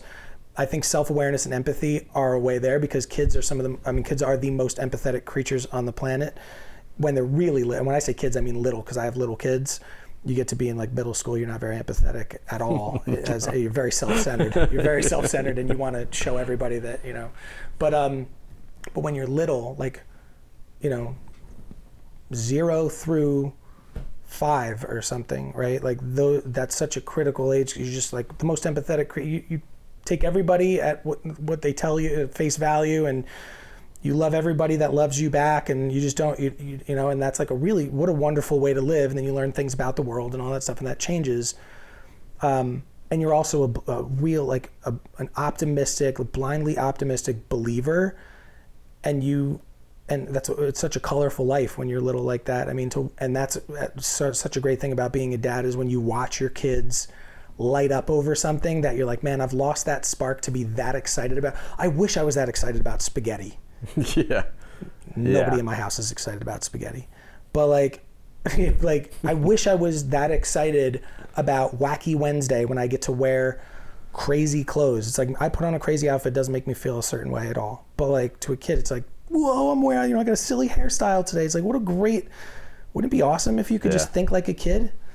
Well, it's like this anything is possible sort of mentality. And it's very real to them. They really believe that, know? Yeah. You got to be careful. You can't tell them they can fly. They'll try to fly. I tried. You tried? You did. Garbage bag, right? No, it's not a garbage bag. That's not homemade parachute. That's right. That's the kid talking. It's a homemade parachute, okay? And I almost flew. Almost, see? Almost. You did not fly. Gracefully fell to the ground. Anything is possible. But it's true. And I think to me, it's a less cliche, vanilla way to say anything is possible, because you can repeat that to your kids too, but eventually they're going to realize that anything is not possible. But it's a very achievable goal, I think, to be somebody who thinks more like a kid than everybody else around them, but is also able to channel that into acting like an adult when the time is right. And if you can find like a good balance between those two things, I think that's like a very happy life. Mm-hmm. And that's all I really want for my kids. I just want them to be happy. And on the self-awareness side, I mean, you're talking a lot about empathy and stuff, but on the self-awareness side, where that's super important. Self-awareness is important. Some people will say, don't take yourself too seriously, or, there's other ways to say that too. I think like self-awareness is important because you're going to go through life and a lot of people are going to tell you who you are. People love to tell you who you are. Bosses, friends, teachers, teachers big time. Like people love to tell you who you are and just project their experiences onto you and who they think you are. But if you really deep down you know who you are, sometimes that will bounce right off you when it's negative. If you really know who you are and somebody tells you something, even if it hurts a little bit, you might know that about yourself, and that's a signal for you to make a decision which way you want to go with that, right? Like, do I want to change because this person's noticing something I notice about myself? I don't necessarily like it. People outside me are noticing it. This is an opportunity for me. Or people might affirm things about you when they tell you something and you're like, I already knew that, and that's like that's a really good it's just a really good affirmation and a way to confirm like I feel like what I'm thinking about myself is right, and that's great too. Mm-hmm. Yeah, so I mean self-awareness is a big survival skill that I don't think people don't talk about it a lot, but to me that's self-awareness way more important than grades, way more important than like, I wouldn't say it's more important than kindness, but it's up there. I mean, it's like it competes. I think being self-aware is like you can learn to be more kind if you know yourself and you're like listening to yourself and how you're talking to people, right? It's like it's a great survival tool. Yeah, it's so so I don't know that I was very self-aware as a kid. I mean, I probably was, but it wasn't something I consciously thought about, right? It wasn't something where, I mean, I always went against the grain as a kid. I still do. But like I was the kid who wore wacky clothes, the skater punk rock kid with spiky hair or a mohawk or wearing Jinko jeans and that kind of stuff. And I think I was just so comfortable with who I was and like That's awesome. Myself. I don't know if that was self-awareness, but I definitely was comfortable. Didn't give a shit what anyone thought about me. I think actually what's interesting is, so my experience was the opposite. When you talk about that's who you were, I think that it's harder to be self-aware because you're so confident, and everybody, it sounds like because you didn't have outside forces making you lack confidence in yourself, or you didn't hear those outside forces, right? That like it allowed you to survive a bit more without having to be so self-aware, maybe. Where I was in my head all the time. And it was partially some of the decisions I made, like taking ballet, right? Like taking ballet, people, my whole life, I think people have loved to tell me who I was, like loved telling me who I was. I think people still do that. I hear less of it now because I'm less out in public. It's like I'm in my home office running a business and talking to you, it's like, like, I mean, I don't really have as many people around me, but like teachers love to tell me who I was. Bosses love telling me who I was. And kids at school, like, and who you weren't. What's that? And who probably more so who I wasn't, 100%. I've got, yeah. So like two stories that stick out. I had one manager at RGA, the advertising agency that I was working at, and then kids when I was taking ballet, it was like, and you talk about like empathizing with other groups of people, and like even though you don't live their life, like learning how to trying to understand them, but like taking ballet, you go to school and everybody's like, Stu's gay. Like back then, like there were words for that and be shouted at me like in the hallway when I walked by, and it was like a really hard thing to take. And it's hard. You talk about parenting. Like I didn't want to go home to my parents and tell them that. My dad was like always knew when something was up. He'd be like, what's going on with you? And then the conversation would start, and he was always there to like talk me through it. But it was like a really, really hard thing for me to go through, and that I felt like I couldn't talk about with people because they didn't relate, because I felt like I was the only one being picked on for it. And I probably was, because I was the only boy in school taking ballet. So it's like a very anyway, you're in your head a lot. And so you have to get to learn yourself, and you have to be and my dad a lot was like my inner voice. Both of my parents for different reasons were my inner voice, but my dad helped me through a lot of those hard things. And it was like, I would be questioning, it's like, well, when people say this, I never questioned my sexuality, but I did question why people were so hell-bent on making me think that I should. And that was teaching me more about them than it was about myself. But I had to start with me first to do a gut check to go like, what's so up with me that people are noticing this? And all I could keep coming up with is like, you taking ballet, and like, how many boys are around you when you're at ballet? Maybe that wasn't the best decision if you don't want to deal with this all the time.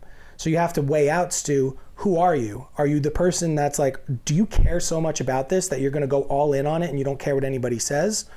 Or do you not care enough about this and you're doing it as something you were interested in, but like, do you really want to put it, like, no, you don't want to put up with that anymore, right? So there was that. And then later in life, working at RGA, I have always been, and people have described me this way, like Swiss Army knife kind of creative, which is why I've gotten further and further away from identifying myself as a creative, because I've worked with incredible creatives. Like RGA was filled, it's like everybody that was, and it makes me, I was honored to be there because I was surrounded by some of the best in the business, just incredible people, the creatives that wear all black and drink coffee all day. Don't see their families and just work. Yeah. No, I mean, looks and sounds a lot like me. Yeah, you don't own a turtleneck though. These are black turtlenecks. Oh, got it. We're talking the black turtlenecks and thick glasses, shaved head, Steve Jobs people in New York. Okay. But just really, really like just incredible creatives. And I never felt like I still to this day don't feel like I fit in with like a group of people, a type at all. I always feel a little bit uncomfortable and out of place unless like one-on-ones. I was saying this earlier to Emma, like one-on-ones I'm comfortable and I feel like you and me were hanging out, I'm like, I belong with this guy, like this is my people, put 4 to 5, get above like 5 people in a room and I'm like, I don't fit in here, and it doesn't even make any sense, I don't know why, but I've learned to embrace that. I actually kind of like that now, and I have a feeling like looking at my daughter, I'm like, she might be that person too, because I'm starting to get that vibe about her, but I got to be careful not to project it onto her because I think I'm worried about it for her, because it's a hard life to live when you feel that way. But working at this agency, this person was noticing I was starting to get really into UX, UI stuff, so user experience, and there was a whole practice at RGA. RGA was very segmented, and so there were people that were experience designers, and all they did was like they do like interface design, and they were focused on the overall user experience, where designers and art directors were focused more on campaign work and coming up with big ideas. I started getting more into the tactical stuff, and I was like very interested in like how do people think and the psychology behind it. Being entrepreneurial within that agency, I was like weaving my way into being like an XD on projects, and I would be like, hey, I want to help out and like be the experience designer on this. And somebody along the way like kind of gave me, they were like, yeah, you could do that, and I don't know why they let me do it. Maybe they thought I wasn't good at the other thing, whatever, I don't care, like I was happy to do it. And I'm working on this project, and this person who was like an executive creative director at the time, and kind of like not even directly in line with it, she wasn't managing me, she managed one of the other XDs like on that team, she was an experience designer, ECD, pulled me into like one of those little like talk spaces, like offices, they have a lot of those like little glass rooms. I was like, hey, so I know I know you've been helping out on this, but I really just need you to be an art director right now. I don't need, we don't want you to be an experience designer. Like you came here to be an art director. Like that's what I'm going to need you to do. And I went, all right. And that's when I started really leaning into like reaching out to Gary, and I'm like, I need to get out of here, because I'm like, I realized that like, if this is the person that's on top, you know who you are. If this is the person that is on top, then I don't want to, that's not where I want to go. It's like, I know I'm not that person, but I'm also like, I don't want to be among these people. I don't think that like you need to actually pigeonhole yourself, or like, you don't need to identify as any one specific thing. And that's how I realized that like being self-aware was really helpful, because I'm like, that's when I started to learn like, it's okay to not fit in. It's fine. And you can do a lot of different things. Like it's okay to do a lot of different things. And with my conversations with John Troutman at Empathy Wines, when we were having coffee every morning, he valued the idea of a Swiss Army knife. He's like, I need a creative director to do everything, because we're a small brand and we need package design, we need social ads, web design. Yeah, and none of it needs to be perfect, because customers don't care about perfect. They care about things that work. They want a product that's delicious or that really works. And so all the pixels don't have to be in the right place for business to go well.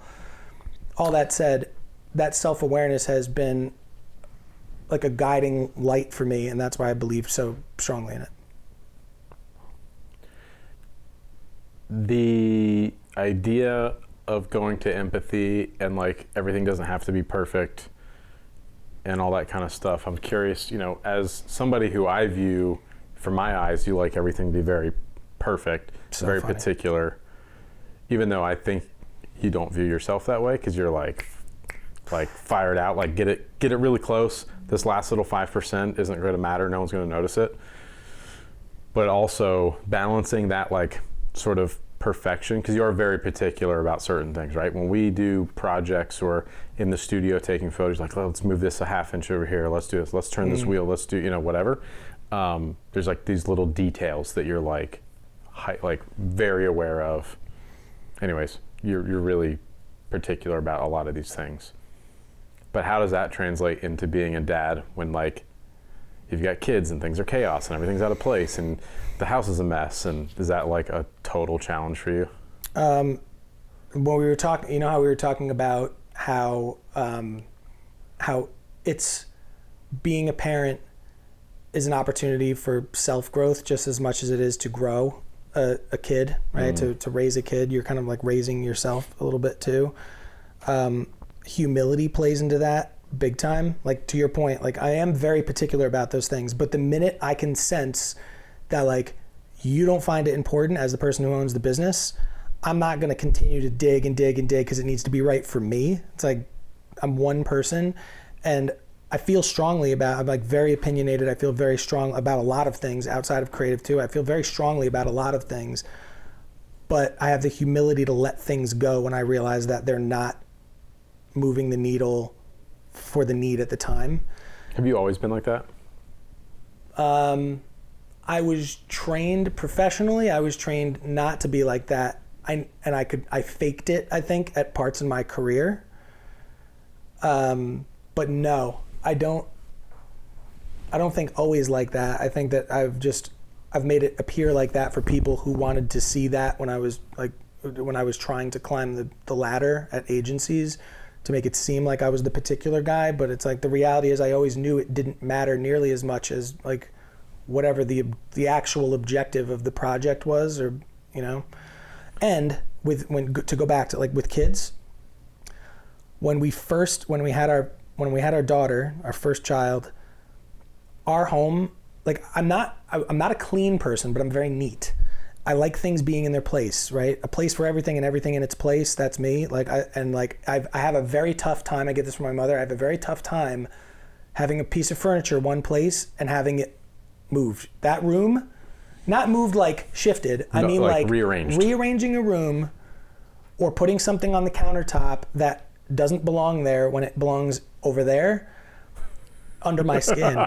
That's who I am to the core. It's like if I was living alone, it would look like a magazine, which makes a lot of people, more people than me who like that look, it makes a lot of people uncomfortable and unhappy because it's too constricting, because you're living, you're not posing. But I love that look. Yeah. And it makes me happy. I come downstairs, everything's like looking like it should, and it makes me feel like my life's together, right? It's just like, it's one of those things that's a signal to me that I've got my stuff together. Maybe even if I don't at the moment, it's like it's a control thing. You're self-aware. Yeah. Yeah. Well, is it self-awareness, or is it because my wife has taught me all these things about me that are not necessarily good qualities for everyone, maybe just for me? It's called being unique. And I appreciate her for that, because that is something Does she bust your balls about it? Or she just teaches me a lot about myself. So even if I haven't and I can't, that's another thing about self-awareness. Like I can't give myself all the credit. It's because I allow myself, I mean, like anybody else, right? You have people in your life that you trust. And if they really love you, they'll tell you things about yourself just to even let you know. It's like not a criticism as much as it's like, do you know you do this? Right. Like I was saying, that's kind of how you take it, right? You could be defensive about it, be like, I don't do that. Or have the humility to be like, oh shit, yeah, I guess I am like that, right? Yeah, and maybe this is like, the listening to Gary before I worked with him and a little bit of proximity to him in my career. But all these so it's like self-awareness, humility is coming up. That's another big one that I really believe in, because I think you have to have the humility when the house is a mess. I have to start, like I reached a point where I remember, like, I was working from home for most of this because COVID hit, and then I was at home. And so that's unnatural too, to be somebody who works full time. Now you're around your stay-at-home mom and the kids, and you hear everything that goes on downstairs. Unless you live in a huge house, or you got like walls that you can't hear through. I mean, we live in a very old home. You can hear everything. And so you're witnessing all of that stuff. And when I heard how hard it was to deal with kids for a full day after day after day, and then I would come downstairs after a full day of work, and I was frustrated about my own stuff because I was working in corporate and there was all the politics and all that stuff, and I would come downstairs all worked up, and then there would just be like toys everywhere. And initially my reaction was like, dude, now I got to walk into this. So now I'm doing now I'm a stay-at-home parent who's also working, but my perspective was so off. It was like, the reality is, it's like, that's evidence of your kid living. I mean, your kid is like learning and playing and happy, and that's evidence of your wife nurturing that and like allowing it, you know what I mean? And so there was at some point, I don't remember when it clicked, it probably clicked over a really hard conversation where I was reacting one way and Leanne was looking at me telling me what I just said back to everybody else. It was like, that this is evidence of childhood, and you coming downstairs to a perfectly clean house and your kids like is not a good thing. And so I had to learn to be like, have a little humility and just be like, dude, like embrace it. Like, yeah. It's not all about you, man. Like, you like that, you're going to get that. And you know what? By the time you get that back, where the house is perfectly clean, everything's in its place, you're going to miss this, you know? And so now it's like, I kind of love it. And actually, while I've been down here visiting, I've gotten a few pictures from my wife of like, my son he's big into the alphabet. He now takes his little letters, his toy letters, and he finds things in the house that start with that letter and lines them up, puts them next to each other. So she sends me pictures of it all over the floor. And now it's like, because she knows, like, I love it. I said, like, almost, it gets me so emotional every time I see him like living and enjoying that it's like, that to me is like, there's a lot of humility in that. And last word, let's bring it back to like accountability too. Like what you were talking about with like, some people will be like, oh, they get all like worked up over stuff. Accountability, like being like, okay, it's how I react to things. Like, I'm accountable for my reaction to everything. I'm accountable to how I react when I see a mess on the floor, or my kid's doing something I don't want them to do. Like, yes, there's an action taking place, but then there's also a reaction, and I can only be accountable for the reaction most of the time. Like, there's things you teach your kids, but kids are going to be kids and they're going to do things, and like, I have to remember that, like, I'm accountable for every single action that I take based on something that frustrates me, and I have to really dig deep and wonder, like, is that frustrating me for me? Is it frustrating me for fear that something's going to happen to them? Is it frustrating me because I believe in something so strongly and I need them to learn this for like life skills? And most of the time it's usually for me. It's like usually like just because, as a human, right? You know, I know people, if they listen to multiple episodes, I just talked about this, I think, in a previous episode, but you know, frustration comes when expectations meet reality. Yeah. You know, and if they're not aligned, you get frustrated. Every relationship in your life, You know, so whatever that is, you know, if it was your expectation that the house was going to be clean when you walked downstairs and it wasn't, well, now you're frustrated because you were expecting a nice, clean living room when you came downstairs. Right. Nobody was in my head for that but me. Yeah. You were just like, I don't expect this to look like this, you know, or, you know, your expectation of what dinner was going to look like was different from what your wife's looked like, because she's like, I've been with these kids all day and I'm throwing a frozen pizza in the oven. And you're like, but I thought you were going to cook pasta. Yeah. And no one communicated it. you know? Yep. So it's like, I like those pizzas though. yeah, right? Those store-bought pizzas, man. It's not delivery, it's DiGiorno. DiGiorno. But yeah, frustration comes when expectation meets reality. And I love that because when I heard that for the first time, it really helps you understand why you feel the way you feel. And if it's on you or if it's something else, is this justified? Is it not justified? It's really interesting to like dig into and be like, okay, why am I frustrated? Was I expecting something? Is that something realistic? If not, then like, don't be frustrated and enjoy it. And back to your point about having the like by the time your house can be clean again and perfect, you're gonna miss that. That hits so hard for home because once the house is clean and perfect, it's because your kids aren't there and there's no evidence of your kids being there. And when Kendall was diagnosed with cancer and she was sitting in a hospital bed and you're wondering if she's even gonna make it home, and it's like, God, I wish she could just go make her room messy right now. Do whatever you want. You know what I mean? So it's well, and on to that point, like, I mean, when you talk about accountability too, this is another thing, like it goes into like, when you talk about modeling behavior for your kids too, how you react to relationships with people you know, family members, strangers. I mean, there's no shortage of things I feel really strongly about. You good? Everything okay? Let's go Trevor from Shitty Coolers. of all people. Anyway. We were just talking, yeah. But going back to like accountability and to that point about Kendall, like when you talk about like second opinions from doctors and things like that, or people getting frustrated because a doctor told them one thing and it wasn't accurate and they put it all on the doctor, and it's like, but you can always go get a second opinion, as you should, especially in serious situations 100%. Like that, right? And it wasn't necessarily the doctor's fault. That's why they say doctors are practicing for a reason. But it's like every relationship you have with strangers, family members, there's no shortage of frustration dealing with other adults because we were all raised differently and all of us have different ways of dealing with things, and they're usually pretty different, and even especially people that you're close to. And I always think about like modeling that behavior and our kids seeing us react to challenges and hard situations and not pointing the finger at everybody else when things go wrong. It's like just starting with, okay, what did I do, or what could I have done differently that would have created a different outcome? Not did I cause this? You don't have to put blame on yourself, but you have to ask the question, like, could I have done something differently to influence how I feel about this right now? 99% of the time the answer is yes. 1% of the time the answer is no. Stuff just happens.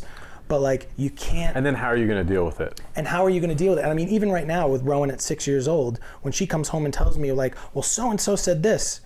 And my first question is like, how'd that make you feel? So you bring the self-awareness, right, of like, that made me feel sad. Cool, get to know your emotions. It's good, like, understand it. And then like, and how did you react, right? How did you react to that? Getting aware of like, how am I reacting when somebody criticizes me, right? Am I trying to put it back on them? Am I allowing that criticism to sink in, and am I believing it? You know, because I'm trying to dissect, like, because nobody remembers what it was like to be 6 and be criticized, but it's like, I'm trying to remember, like, okay, how does a kid compute that? And sometimes it's not that complicated. Sometimes kids are kids and I'm being an adult and I'm trying to like overthink it and be a analyze millennial it. And like, yeah, like oh, dissect this whole thing. Things have meanings. Sometimes it doesn't, but I think it's important for her to get to know that it's like, look, people are going to say stuff to you, but you are accountable for how you react to that. And so think about that, because somebody might say something you don't like, but they're doing it because something horrible happened at home and they're trying to take it out on you. And sometimes you can just let that stuff go, because if you like talk them back into the ground, you've done 10 times more damage than they were able to do to you, because you know what the thing they said to you wasn't true, right? I love that you said that you make them think about it and she's upset and cry, like, good, that's, get to know your emotions. I love that, because there's so many times, and we all know the parents that do this, right? It's a kid at the baseball field or soccer field or whatever, and they're upset about, and it's like the parents just like yelling, like, you shouldn't be crying about this, and da da da da. And, you're like, people have feelings, and it's okay to express them and get that out. And I tell my kids all the time, I'm like, listen, you're allowed to be upset about this. You can cry, whatever the situation might be, but it's like, like, I know you're upset, and I'm sorry that you're upset, but like, this is totally fine to feel this way. Right. But then, and not to villainize it's funny because like, we've all been in the opposite situation too, where like the crying's been going on for like a little too long for us to deal with. We're overstimulated. Fair. And you're like, all right, check it out. Like, sure, you got to go cool down, you know, like relax. Yeah, they're upset just for the sake because they're cranky and need a nap or and something. And a lot of the people that are going like, don't be a baby about this, don't cry about it, is like literally their parent talking through them because they were raised being told that, and that's a really hard thing to snap out of. Yeah. I think one of the benefits to social media now is that, especially when the algorithm gets to go like, oh, you're a parent? Okay, watch this. And it's just like, there's a lot of negative stuff there. There's a lot of things that make you feel ashamed because you're like, oh, I yelled at my kid today, or something happened, and you're like, oh, I'm a horrible dad. But there's, for just as much of that, there's plenty to consume that's like really positive perspectives on like, you're gonna miss this. I mean, our parents, I don't think were given the heads up that they were going to miss anything. No generation was probably before this that you were given that much of a heads up that like these moments are precious, and like the constant reminder, at least that's what's in my feed all the time, is like, dude, like these are good times. Like, you're going to miss this. Take advantage of it when you can, because you get it's one and done. You don't get to do this again unless you want to have like 100 kids. But even then, I love kids, but if you miss it with your first or your second or your third, and you're going to have 100 kids, but if you miss a bunch of them, like, you won't get those moments back with those kids. With the kids. Yeah. And so I think it's like, it's one of the benefits is that you have all of these reminders, and that they can educate you. Even if you didn't have a great childhood, you get to listen to podcasts like this. You get to consume pieces of content that remind you constantly of like, there's another way to do this. And then you get to decide, because there's also plenty of far like gentle parenting stuff out there that, you know, you got to take with a grain of salt, because you're not trying to be your kid's best friend. I feel strongly about that. Yeah, like about the whole like be your kid's buddy.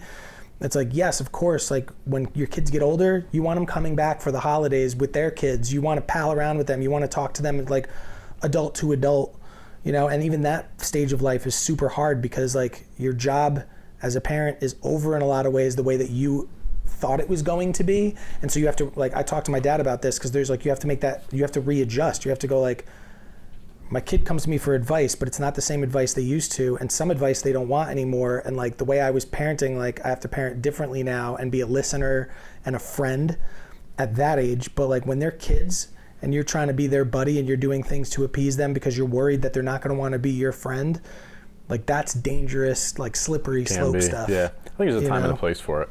That's how I feel. Like, I don't think you should be in the constant friend zone with your kids, but like, as you're saying that, I'm thinking about my own life, and I'm like, well, I'm going to take Cameron to the batting cages this weekend, and we're going to work on her hitting, and like, you're being a dad. We're going to be buddies all weekend doing softball stuff, and it's going to be awesome. Yep. Yeah. Well, so like, and talking about things too. Like, I think one of the greatest things that I had the benefit of growing up in my house was like, I could talk to my parents about anything, and sometimes I would say things to them and they'd be like, buddy, that's TMI. You don't want to talk to us about that. I'm like, okay. And it wasn't how they phrased it, but they would get uncomfortable because I would overshare because I was so confident that I could talk to them about anything. And sometimes they would just show me where those swim lanes were. Yeah, but like what was great about that is that's another thing where it's like, not only is it awesome that you can talk to your parents about everything because it builds trust, and it's like, if you teach your kids you could talk to me about everything, you start hearing stuff that kids would typically hide, and that allows you, if you're careful about how you react to that, you can keep your kids safe. 100%. I experienced that. Yep.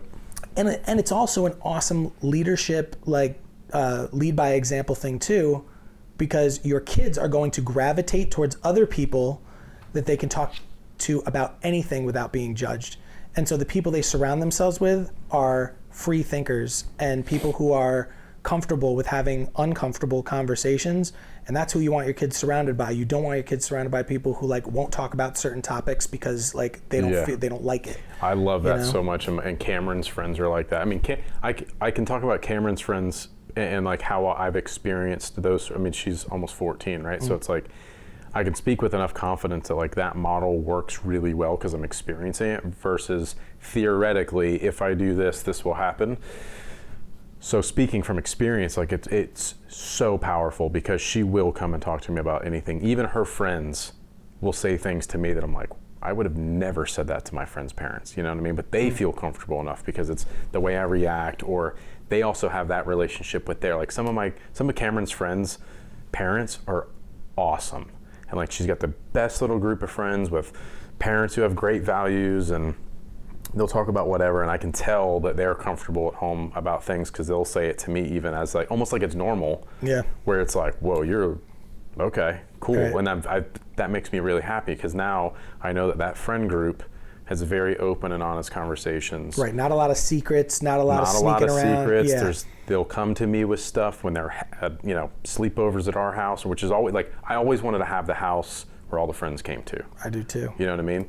And Cameron would go to their houses, but I'm comfortable with that because I see the kids' behaviors and I know the parents and that kind of stuff, which is like, oh, thank God that it's not like they're going off to some place and I'm like, I don't want you going there. They can come to our house, but you're not going there. Like, and it saves you from a lot of uncomfortable conversations later on, right? Yeah. Right. That's like it's a vicious cycle if like you create that atmosphere, because then when you want to speak up to your kid, you can't go there. Then it creates a bunch of arguments, and then you start feeling like, oh, I don't want to be on my kid all the time because if it's too much.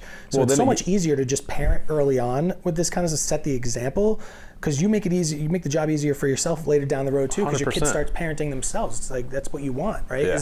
That's like we talk about that a lot too, even with our 3-year-old, which is like it's in some ways I recognize that like my first approach usually like, he's a little too young for that stuff, but I'm like, the sooner you make your kids independent, the better.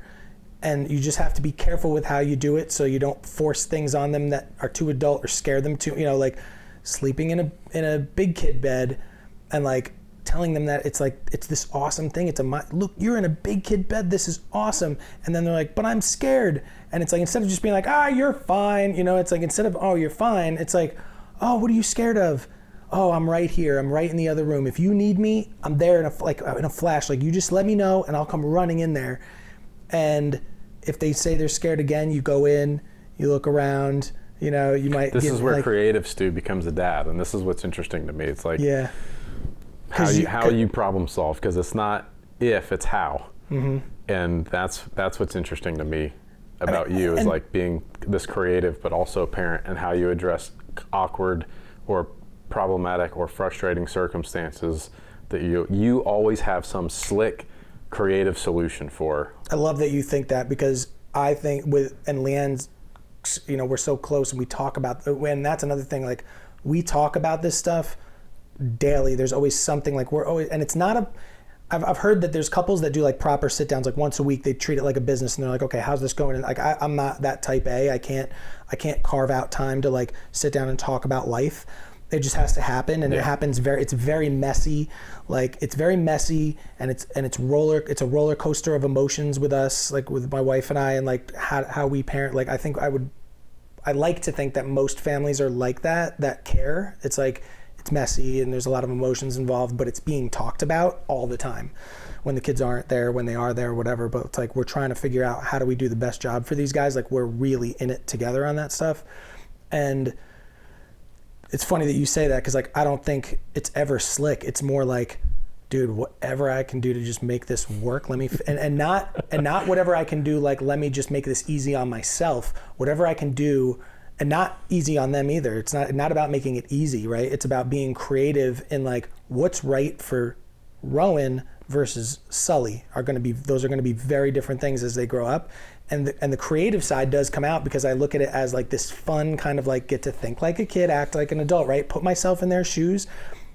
I remember being scared in a dark room. I slept with my room open, with my door open most of my childhood, and my parents left the light on in the hallway. My dad was never like, oh, don't be a wuss, keep the door shut. It's like, who cares? Does the door really need? I mean, I think for fire reasons now you're supposed to keep the door shut, but like nobody, stop, drop, and roll was as far as we got. Yeah. There's the door. Right. Stop, drop, and roll. But I like to think like, oh yeah, I remember what it was like to be scared, and it's very like everything else with kids, it's very real. Like they are, and then sometimes it's bullshit, right? Sometimes it's like I'm scared because they don't want to go to sleep, and that's very real too. But like, you got to be able to identify it. And you got to know the difference. But the early, because the first few times they say they're scared, they're actually scared. There's a light coming through. And sometimes now even like Rowan will tell me, oh, there's a light coming through the blinds. It's not typically, maybe there's a car outside or something, you know? But to just like, they might be little, but they're old enough to reason with, and you don't have to just brush it off. And like, we like to like, millennials love to be like gaslighting. It's just, you don't need to gaslight them and be like, oh, you're fine. You know, there's no big deal, because it's a UFO that also, like, outside that window, by the way. Yeah. Well, we're in New York, New Jersey area, so they very well might drone. But yeah, just like letting them sit with their emotion. Like, it's okay to be scared of something. Why are you scared? Reason it out for yourself. Realize that the thing you're scared of isn't real. And then when you can do that for yourself, number one, I don't have to do it for you. It makes my job a lot easier if I don't have to do it. But also, like, makes you feel a lot more self-confident, and that you can handle things yourself, and that will translate to other things. Oh, I was scared of this thing. Now I'm not scared of it. Oh, now I'm scared of this thing over here. Oh, wait a minute. Maybe it isn't real. You know what I mean? And like they start to reason it out. Yeah. What have been some of the most rewarding moments for you as a dad? Anything stand out? Recent one. So when Rowan gets nervous, she almost has like a physical reaction to it, where like her body, like, well, all of us, right? When we get nervous, we sweat or we get hot. When she sweat, and I feel like I experienced a little bit of this as a kid. It might even be now. Like, if I'm sitting in the middle seat on an airplane that's going long distance, and I'm crushing that middle seat, and then like there was one flight we had a shoot out in LA for like, I Can't Believe It's Not Butter, like, client we were working on, awesome trip, and then I was on my way back, and I had the middle seat, and I had a duffel bag with me. The plane was packed, and they didn't have any more room for carry-ons, but I, as usual, like, found a way to like slip through with my carry-on, thinking I was slick, and there was no more storage above. So I'm like, I'm holding on to this thing. I got stuff in here I care about. I didn't need it, but I was like stuffed it under the seat. And now my feet are resting on it. I'm in the middle seat, and we're flying from LA to New York, and I'm crunching this seat, and my body's like heating up, right? And I'm getting like, not full-blown panic attack, but like, this is uncomfortable. Not just that I'm stuffed in this seat, but that like my body's reacting to it. My daughter experiences something similar, where like her body will get like heat up, and then she starts getting itchy.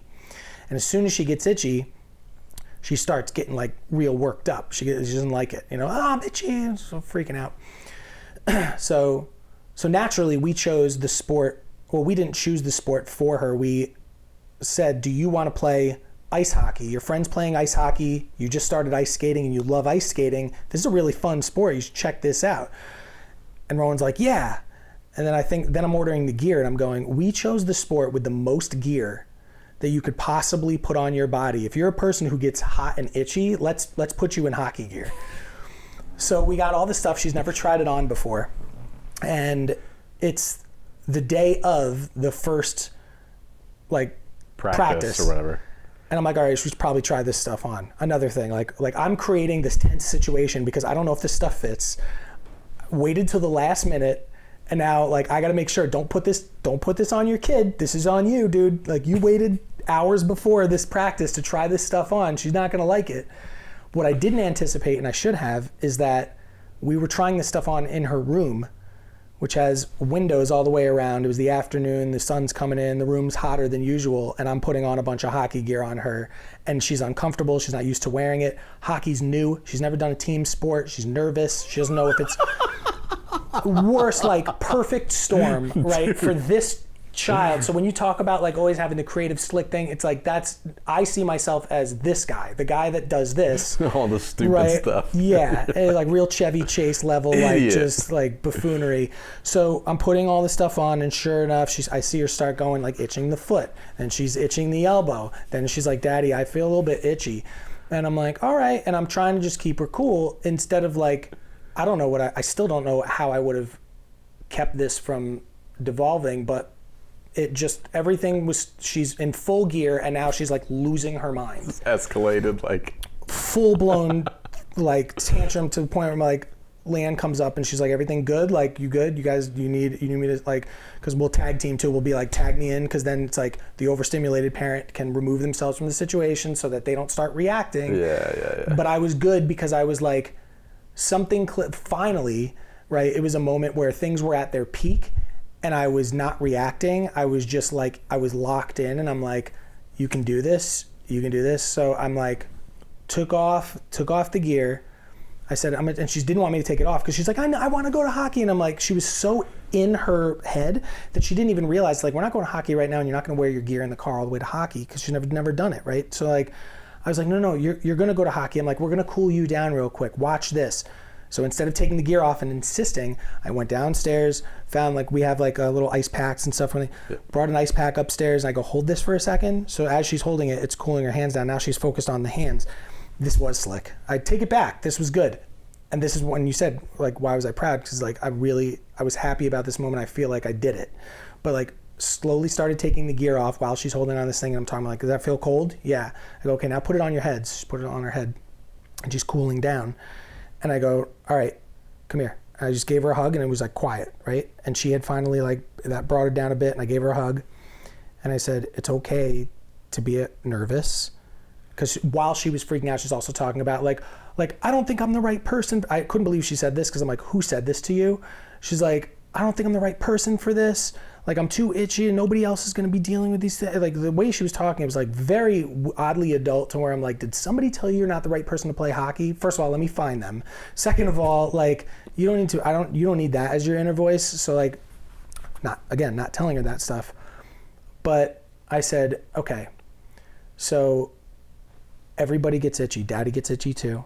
And I said, and do you remember when was the last time you got itchy? And she's like, oh, like I was wearing shoes and I was on the bus and the bus was hot. I said, yeah. I said, and then you weren't itchy, right? And she goes, no, I was itchy. I said, no, but after that. And she goes, yeah, it wasn't. I said, there's an after. I said, so you might be itchy right now. You're not going to be itchy. And then later you might get itchy again. Then it's going to go away. I said, this is not something that is who you are. You are the right person for this. You might not be the right person for hockey. You might not like it, or you might love it. You don't know yet because you haven't been there. But I said, you are the right person to try new things. And you can get itchy, but you are the right person to try new things. Rowan tries new things. I said, you're brave and you can do it. Now, if you don't want to do this, you should listen to your body and listen to yourself. If you really don't want to do this, I'm not going to force you to do it. I didn't tell her that I spent $380 on all the equipment in the camp. But it didn't matter, because like way more than that money matters that like we're building somebody who's confident, like self-confident, right? So I'm like, mommy and daddy are not going to force you. You do not have to do this. Very different than our parents' generation, where like, we got the equipment. You're doing this. You're not going to be a quitter. Quit all you want. If your body's telling you to quit or you're not into it, go ahead and quit and try. But you have to keep trying stuff, right? Yeah. But anyway, so I'm like, don't have to do this. And she's like, no, I want to do it. And she's like, but I don't want to be itchy. And I said, look, I don't want to be itchy either, man. I don't want to be nervous about things. I said, but sometimes you're going to get itchy and it's going to go away. And I said, what you're feeling right now, this is the part where it clicked, and this is the part I'm the most proud of. But like, I tapped into Inside Out 2 movie that like a lot of kids are watching, where all it does is like, it talks about your different range of emotions. And I remember when I first heard about it, I'm like, this is going to be some oversensitivity, like one of these movies that's going to teach you got all kind of shit wrong with you, and like you got too many voices in your head, and then like you need, and it's, you know, the moral of the story is going to be like, you need to be, like, it's going to be another diversity, equity, inclusion play, like whatever. And like, it wasn't. It's actually just like an incredible movie to teach kids about like feelings, that they come and go, that there are a lot of them, and that you have control over them ultimately, and you can choose.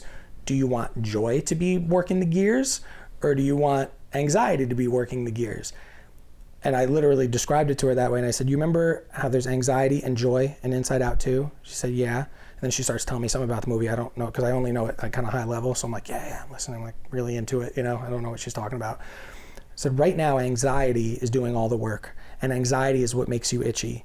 And I said, think about anxiety, right? Anxiety is all crazy. And she's like, now she's like laughing. I've got her like completely disarmed. Anxiety is a character, and they're all character. All the emotions are characters. I said, anxiety is the one controlling how you're feeling right now. I said, but you know what? I said, you can pick joy. I said, joy is one of the other ones. I said, joy is like happy. You can be happy, and you cannot be worried about this, right? You don't have to be worried. Be excited. You can be happy about hockey, and that you have this opportunity and you get to go be with your friend and you can try something new and you love ice skating, right? And like, so you can choose joy. And it completely disarmed her, and she's like, okay, I'm ready to go play hockey now. So we put her stuff in a bag. I'm like, let's get the hell out of here before she realizes that I just tricked her into doing this. Because like she was really upset a minute ago. I was like, Leanne, I gotta go. I forgot her hockey stick because I was so pumped. I'm like, get in the car. So I left her hockey stick at home. Not slick. So then we get there, and her helmet's a little bit too big. She's missing a hockey stick. Her skates aren't sharpened yet. And now I got anxiety working the gears. And I'm like, pick joy, right? So have joy. You need to have joy take over, Stu.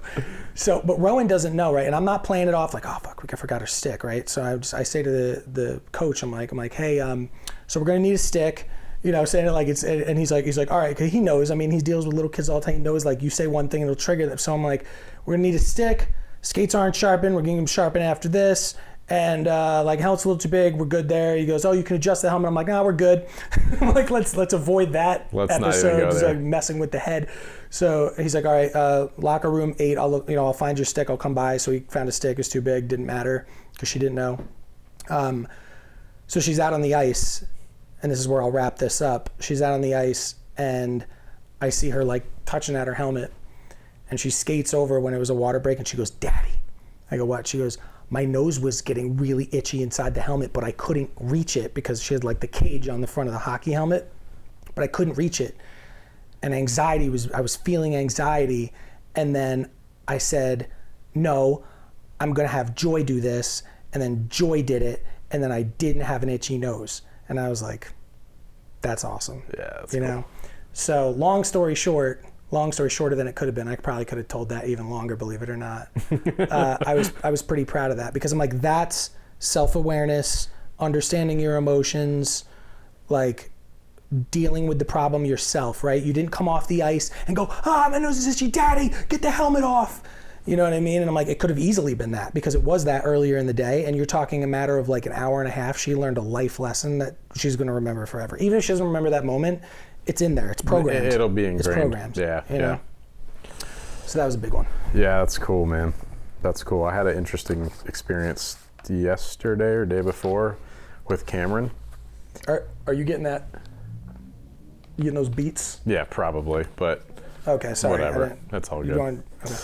I had this interesting experience with Cameron yesterday, and I'll tell this quickly, but we were at the gas station after softball, and we were getting a snack and a drink, and we were going to pick up Kendall, and this guy's at the beer cooler at the gas station, and he grabs like a 3-pack of like the big Heinekens, you know, from the top shelf. He grabs one, starts to close the door. The entire row just starts falling out of the cooler. 3 packs of beer just falling. So I'm like over here. I don't know where Cameron is. These things start falling. This guy's like, yo, what's going on? And they're just like coming out. So I start making my way over to help him. And when I get there, Cameron's already there helping this guy like pick up the beers, help him, trying to pick him up and put him back in the cooler. And it's not like I didn't ask her to do it. It was some random dude like at the beer cooler, you know, but she just like intuitively and instinctively just like went to help this guy. She's 13, like help, you know, it was cool. Once we got in the car, I was like, hey, I'm really proud of you for going to like help that. Like you were there before I was there to help the guy. I was like, what? She's like, I don't know. We just help people. I've got a way shorter one that's very similar to that too. Yeah. Also ice skating related, but Rowan's 3rd time ice skating, learning how to ice skate on her own, struggling with it, but doing a pretty good job. She's on the ice. She's skating all day. We come in. We're taking our skates off after a full day of skating, and this guy comes over to me with his daughter, who's like Rowan's age, and he leans down and he says it in front of Rowan intentionally, and he's like, hey, I just want to let you know that like your daughter made my daughter feel really confident because my daughter kept falling, and every single time like she passed her, she'd be like, you got this, you can do it. 6-year-old. That's like cool. Encouraging another kid who's also like who's learning how to skate too herself and like not the best at it, feeling so confident in her own ability, but also like trying to help somebody out, that like it made that dad's day and his daughter's day, and then he came and said it in front of me, so Rowan heard him say it too, and I'm like, cool. Let's go. Yeah, you know? That's awesome. That's awesome. Yeah. All right, so all of that said, we touched so much on the creative side and some of your history and a lot of the parenting stuff, but you have your own business now. which is Squall. Tell us about Squall. Where and how did this come about? Manifest. It started with being, it probably started before that in my head, like things kind of, the pieces come together over time, but I was laid off from a, Fortune 500 that I was working at. Well, what is Squall to begin with? Squall is a boat detailing brand. We make like longest lasting shine and protection formulas, right? So we make ceramic spray coatings, UV protectants, boat soaps, compound polishes, like everything that you need to be able to care for your boat for like long lasting shine and protection. I've always been into, I'd say I'd always been into boating. I grew up, my grandfather had a boat in Montauk, Long Island, and was big like fisherman, took amazing care of his boat. And back then you couldn't go into the automotive store, and even automotive, you didn't have like all these products, right? It's become a very saturated industry. What you use bathroom cleaners. That's why guys that age like still use those things, right? You use like bleach, toilet bowl cleaner, bleach, vinegar, water. It was like the basics. And some people, a lot of fishermen still swear by that because your boat's going to get messy anyway. And like, there's a place for products like mine, and for some of the the old salts, like they're not as concerned about the aesthetics of the boat. But if you want your boat to look new, like you come to my brand, and we've got everything to cover that. But he was very meticulous and just regimented in taking care of the boat. I mean, everything about it, like the engine looked new. I mean, it was a 1964, I don't know even who made it. It was like fishing boat, 25 foot, nothing, no bells and whistles, no frills, just like very basic boat. But we'd go out till we couldn't see land and be fishing like every single summer. I would go out with him. Even when I got seasick, I would end up taking Dramamine and going out there, and like I loved it. Grandma would like make the turkey sandwiches and throw the yoo-hoo. It got to have the yoo-hoo, throw the yoo-hoo in there. He was like a dentist. He would get me a candy bar every single time we went out, nice. Even though he's a dentist.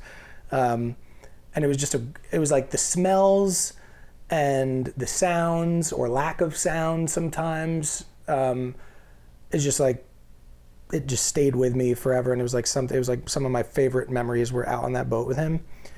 And so I've always been really into boats. And working with Gary, John, and Nate on Empathy Wines was a really awesome experience. To just take it back a little bit and tell you how I got into it. Working on a direct-to-consumer business and being that close to the business was like life-changing for me, because I really got to see a different side of it. Working at ad agencies, you would think that everything's about the creative, and that creative comes first, and that it's the only thing that matters, and that the client's always wrong, and they're frustrating or whatever, and like they don't realize how like impactful this could be if we could just make this video and all this stuff. And then you're around Gary, who feels the opposite way, is like creative's a variable to success, but it is not the means to an end. It is like, it's just a cog in the wheel. Yeah. And so working on a direct-to-consumer business, I got to learn a lot about e-commerce. I got to learn about the Shopify platform and how to sell online. I got to learn about marketing funnels and all of these different things that like drive an online business. And then that company, the startup, was bought by a Fortune 500. And so I got to learn a lot about corporate America that I had never really worked in. Like agencies aren't really as much like corporate America as they might appear to be, just because they're large organizations, like very, very different.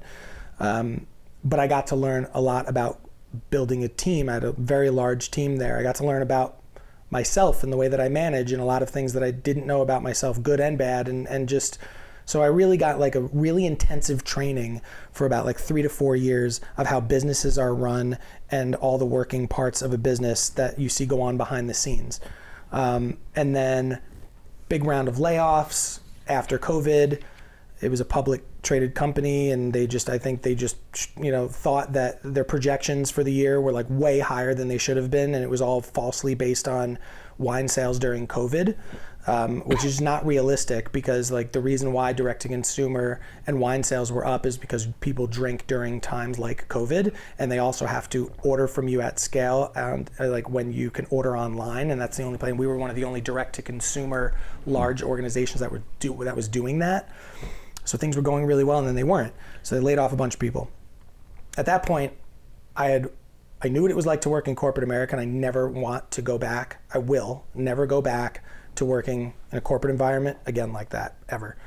I didn't want to go back to working at an agency because I knew it meant nights, weekends, and holidays again, and I want to be around my kids, and I don't want to be taken away from my family. Like, it's one thing for me to take myself away, but I can control that. And so I thought, like, okay, hopefully I can find enough freelance work to make this happen while I start my own thing, but I feel confident that I know enough about direct to consumer business, like e-commerce, to like do this myself. Now I got to figure out what it is I want to sell, and in the meantime I'll take freelance jobs and be able to pay the bills, because I knew enough too to know it's like year one is I'm not gonna be feeding the family on year one, or maybe even year 2, 3, 4, 5. It takes a while to build a business. And we were lucky working with Gary. It's like you had Gary behind that, so things took off a lot faster, but I knew that wasn't reality. And so I thought, like, what's something, I don't want to go into wine. What is something that I can go into that I really am passionate about and I would do if I wasn't being paid at all? And I'm like, boating. Like, I love being on a boat. And I had, like, we live on the Hudson River. There's like a lot of boating culture up there during certain months of the year. And I mean, a few weeks of the year. Yeah, it feels like it.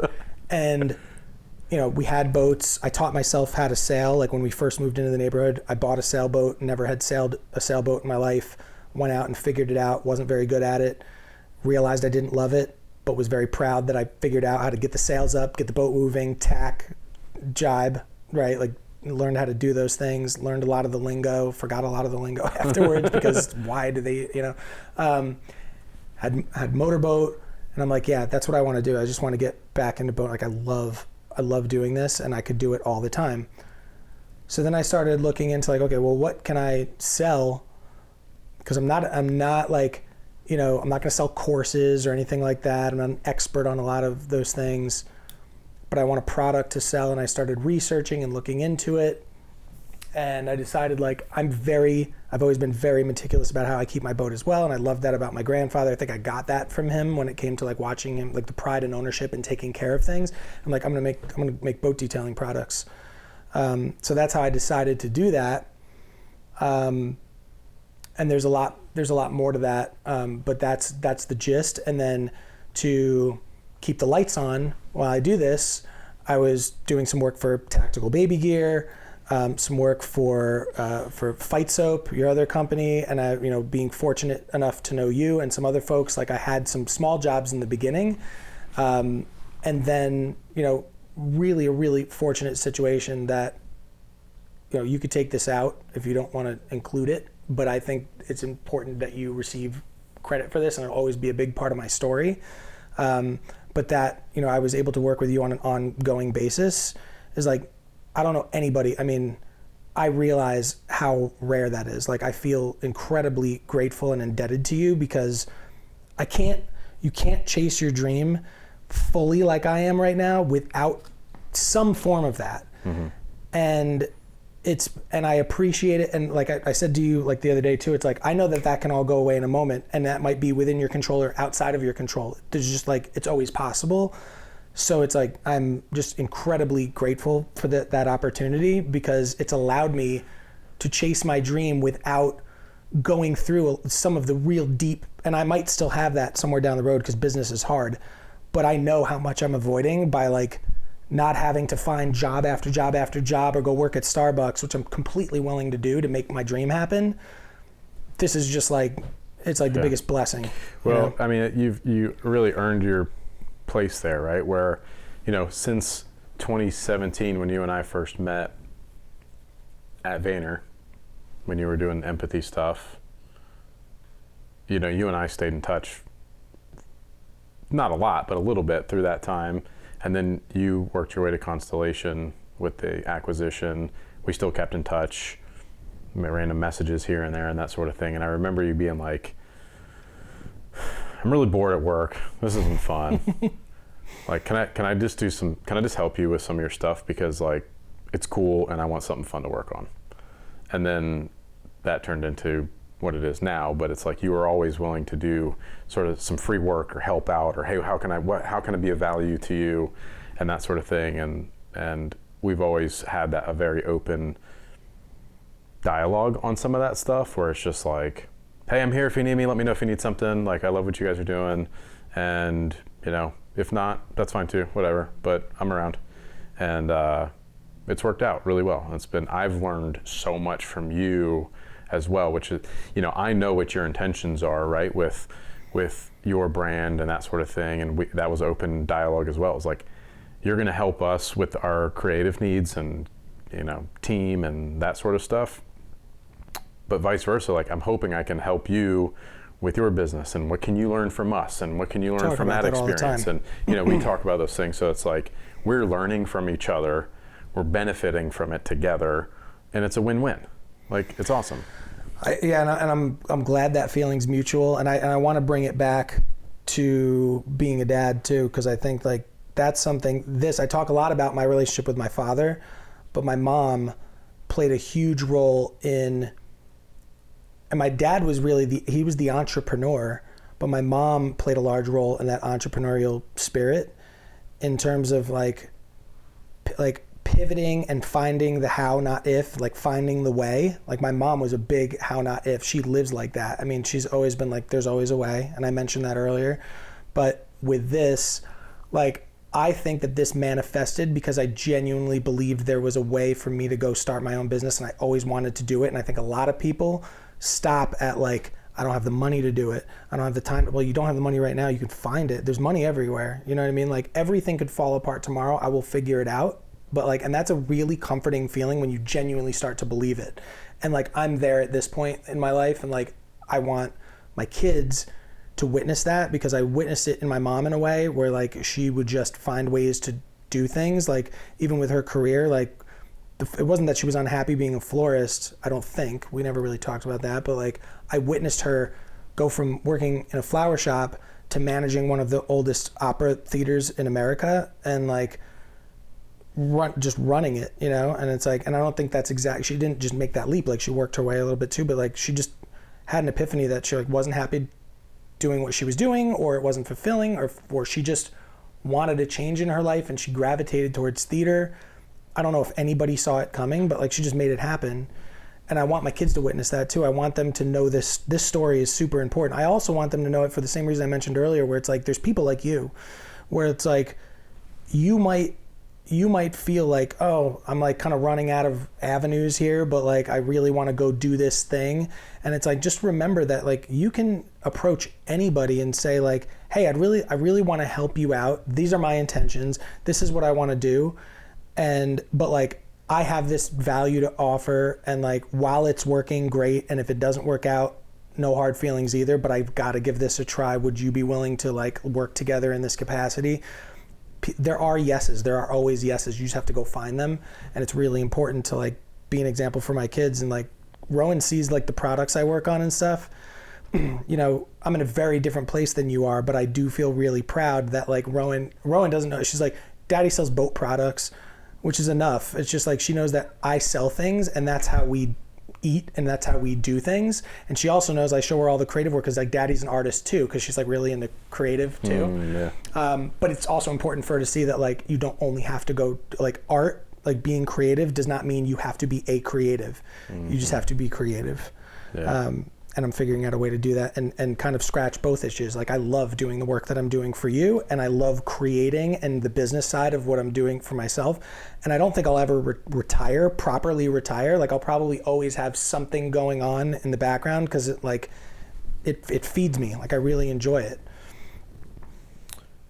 Have you, with all that going on, right? Some of the freelance stuff with us, your own business, dad, husband, like balancing all that now, right? Like the constant struggle of the work-life balance. Have you found a way to, I mean, you never maintain it. The analogy I always give, right, is like, it's like a seesaw. It's like, sometimes you're going to be heavy on this end, and sometimes you're going to be heavy on this end, in terms of balance. But like, there's times where things kind of equal out, and then they're out of balance again, and then they're, how are you and your wife managing sort of dealing with work-life balance? And how are you dealing with it, like, even mentally? Yeah, that's probably what it is more in my head. Like Leanne, my wife is very supportive of every decision I've ever made. I mean, when she met me, I was making YouTube videos as like before like TikTok, I was making like weird YouTube, like rap videos on YouTube and like spoof videos about like about guys that go to the club and buy like expensive fake jewelry to like look like they have a lot of money and wear like name brands and all that stuff. Like I was like that guy that was kind of like spoofing all of those people and like making skits and videos. And she was like filming some of them when she met me within weeks. And I'm like, you married that guy. Like, how did you not know that there was no hope for that character at that time? But like, she saw something in me, like there was passion or something there that she appreciated. But she's been think like a kid, act like an adult. 100%, act like a kid at that point in my life. And that was me. That was another creative thing. Another thing that I would love to instill in my kids is like you can use your talents to work through hard times in your life, and it's like a very healthy outlet. Some people turn to drinking or drugs or like things that are abusive. What I was doing might have been arguably abusive because it could be humiliating later in life, but it was so healthy for me. It was such a healthy outlet for me to just do something creative. I came up with a character, I had this alter ego, I was doing all this stuff, making these videos, and I was just like being creative and and I was like really enjoying it. Maybe that's what she saw. What was the rap name again? I can't give it to you because then like people are gonna Google it and there might be remnants. Donnie Papermaker. There we go. I'm going to link something in the description, maybe. I've got it all hidden on the back end of my YouTube. We can just roll the clips later. You want to watch that stuff? It's all for you, man. Credits. But Leanne was so supportive. And she's always been that way. She's always been like, yeah, man, do your thing. I trust you. You're going to, and like, I won't let her down as a result. It's like, if I tell her I'm going to do something, I might fail at it, but I'm going to do it until I fail. I need to try to make it work because I promised her that like, I was like, this is going to work. Then I'm just going to at least try it until it like something doesn't work or until it does work. Like I'm going to continue to do that and we'll all benefit. The whole family will benefit from that. And it's really like, she's the wind, you know? Yeah. So with the work-life balance, she's very supportive of that. I'm in my head a lot about it because, most of the time I feel like I actually have too much balance and it makes me nervous because I'm so used to being a W-2 employee.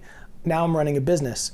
I'm definitely not doing it nearly as efficiently or hardcore as I think it needs to be done. And I watch you and you do like a million things running, you know, you're running like 2 businesses and you've got all these hobbies on the side and you just like, you're packed. And if you remember me, like last time we hung out, I was asking you like, how do you deal with that with home? Because I see you with your kids and your kids love you. It's a very warm kind of greeting that you get from them too. It doesn't feel like dad's always at work and they haven't seen you in a long time. It's not like they're running up like, dad's here, like, where have you been? You know, it's more just like, hey dad, you know, like, and how's your dad? Like, it's very, it feels like, you know, you've been saying a lot to me too, like, at least for me, from the outside looking in, it feels like you really have a good grip on things and a balance, or you're working on that constantly. I'm working on it too. I think I've got too much balance right now. I think I need to devote more time to work and get used to that. Get used to being like, hey, I got to work Sunday. And then also making sure, like, I think for me, it's going to be making sure that there's reciprocating happening where I'm making sure Leanne gets her time as an adult. Because for me, she's always like, oh, why don't you hang out with the guys? I'm like, I love my friends, but like, I'd much rather be in my work most of the time. I don't need guys' night.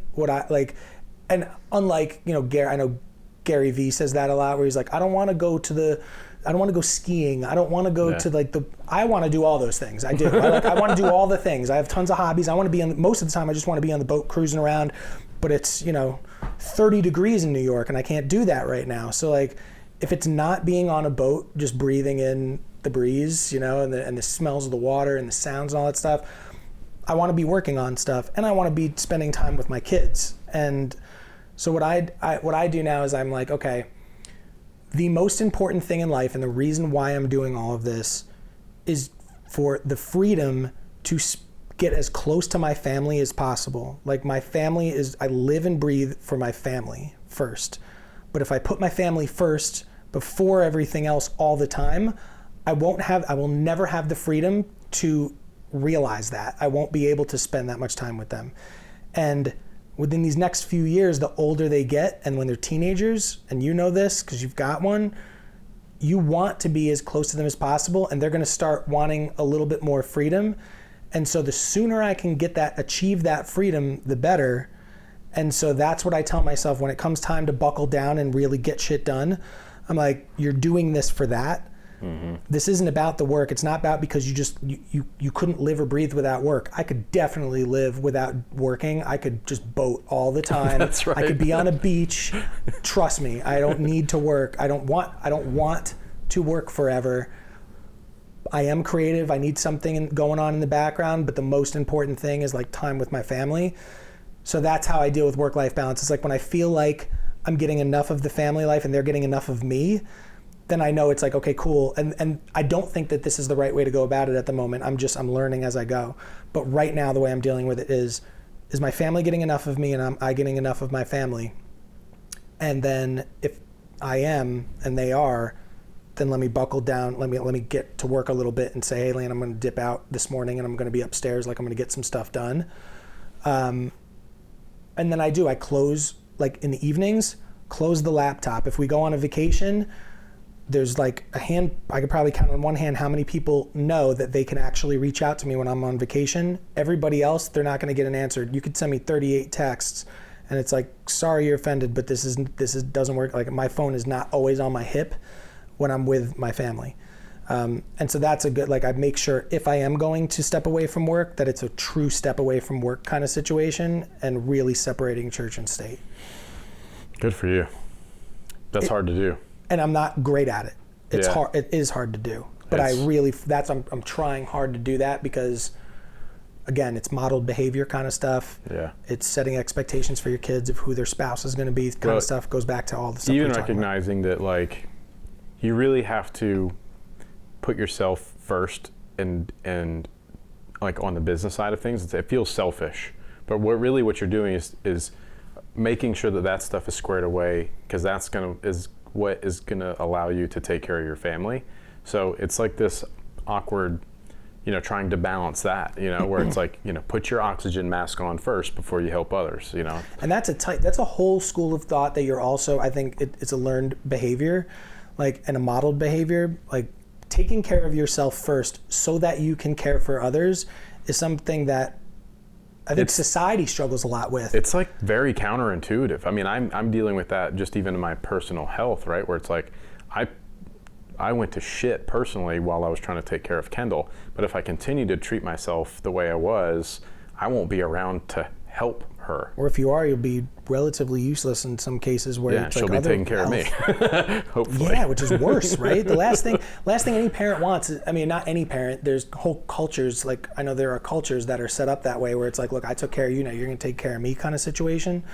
But to me, there's nothing worse than the idea that my kids start to look at me and go, I got to take care of dad.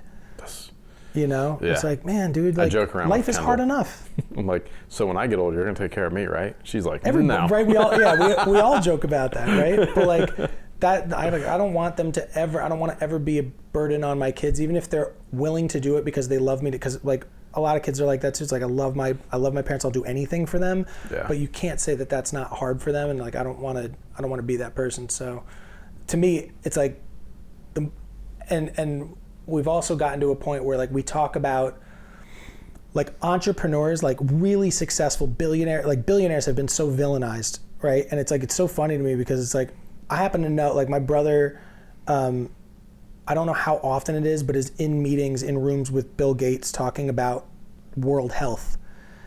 And people have just villainized Bill Gates, and there's all these conspiracies around it and all that stuff. But what I happen to know is he's like a decent percentage of like funding for world health in general, like cures for things and research and all this stuff, his money is going into that. Now I'm sure like there's always ways like billionaires like benefit from things and things come back full circle and there's a lot of like, loophole stuff going on.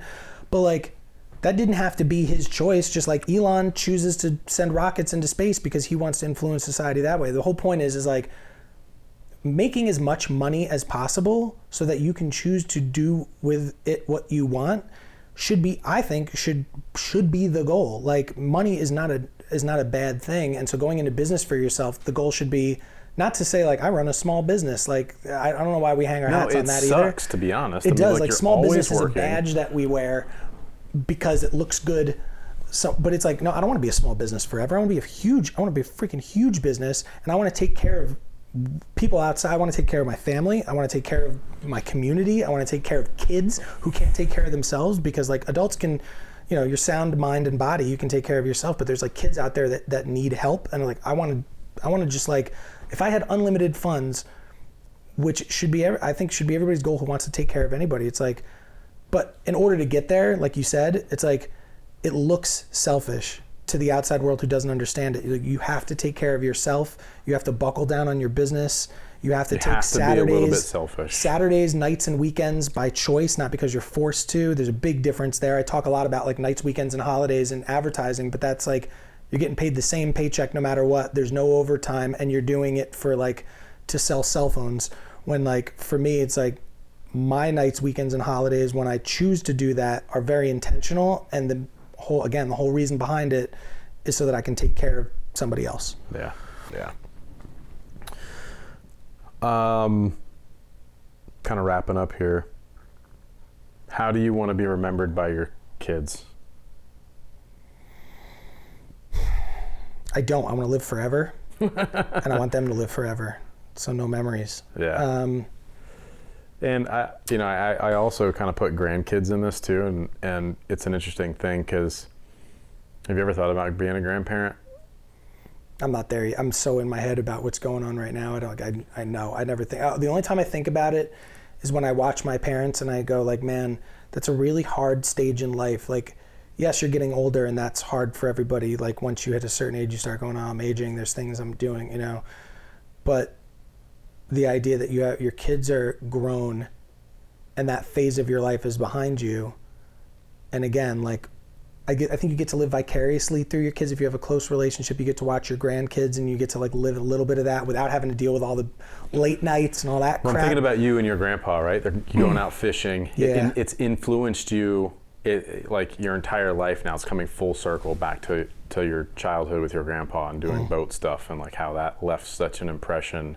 And it's like his thumbprint. Is he still around? No. How cool is that? It's like his legacy living on. I get to tell my grandmother about that a lot, which I think is important that she hears it, because she should know that. I mean, of course, it's like the man you love, like your whole life you spent with him. Yeah. But like to like communicate that legacy to his wife is like the best thing I can do to like kind of give back, because we never got to talk about that stuff. Yeah. Like I just wasn't mature or like mature enough. I didn't have the kids yet. I didn't have this business, all this boat stuff. Like he never got to see me really get into boats. Even when I bought the sailboat, he wasn't alive when I bought the sailboat. So he actually never got to see me get back into boats. So I like to tell her about it. Yeah, that's cool. Yeah. Yeah. Last one.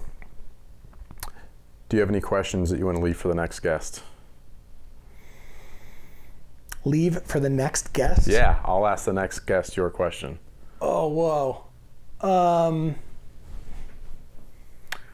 I mean, I think it's a natural question that you ask anyway. Something that I'm always curious to hear about is like that number one mantra, or if you had to put everything under an umbrella of like sum up parenting into like one like headline, so to speak. And I think this is like the creative director ad guy coming out of me is like put a tagline to parenting. Yeah, like put a slogan or a tagline on it of like what's your number one like sentence that would sum up your parenting style or what matters to you the most.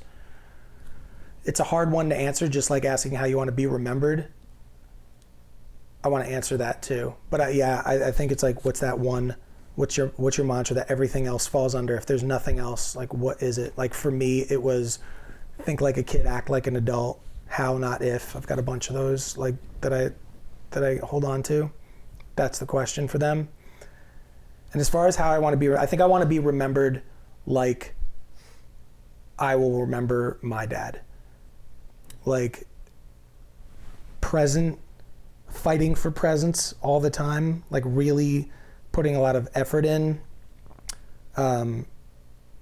Warm, kind, non-judgmental, empathetic. I mean, all the words that we're describing directly come from a lot of them. The more emotional ones, like emotional intelligence ones, come from my father. Yeah. The drive and the entrepreneurial, the spirit and the grit and all of that stuff, and like the pivoting and the like toughness, I think comes from my mom. Really? Oh, big time, man. I mean, I could go, this is the Ultimate Dad podcast, but you let me know if you have the Ultimate Mom podcast. I could talk it's so for days interesting about because her. you talk about how what I heard you say earlier was like you talked about your dad so much, but I actually heard more that I felt like was influential from your mom. Leanne tells me that too. It's funny because I feel like I talk about my dad a lot too, but Leanne is constantly going, you're so much like your mother, in a good way.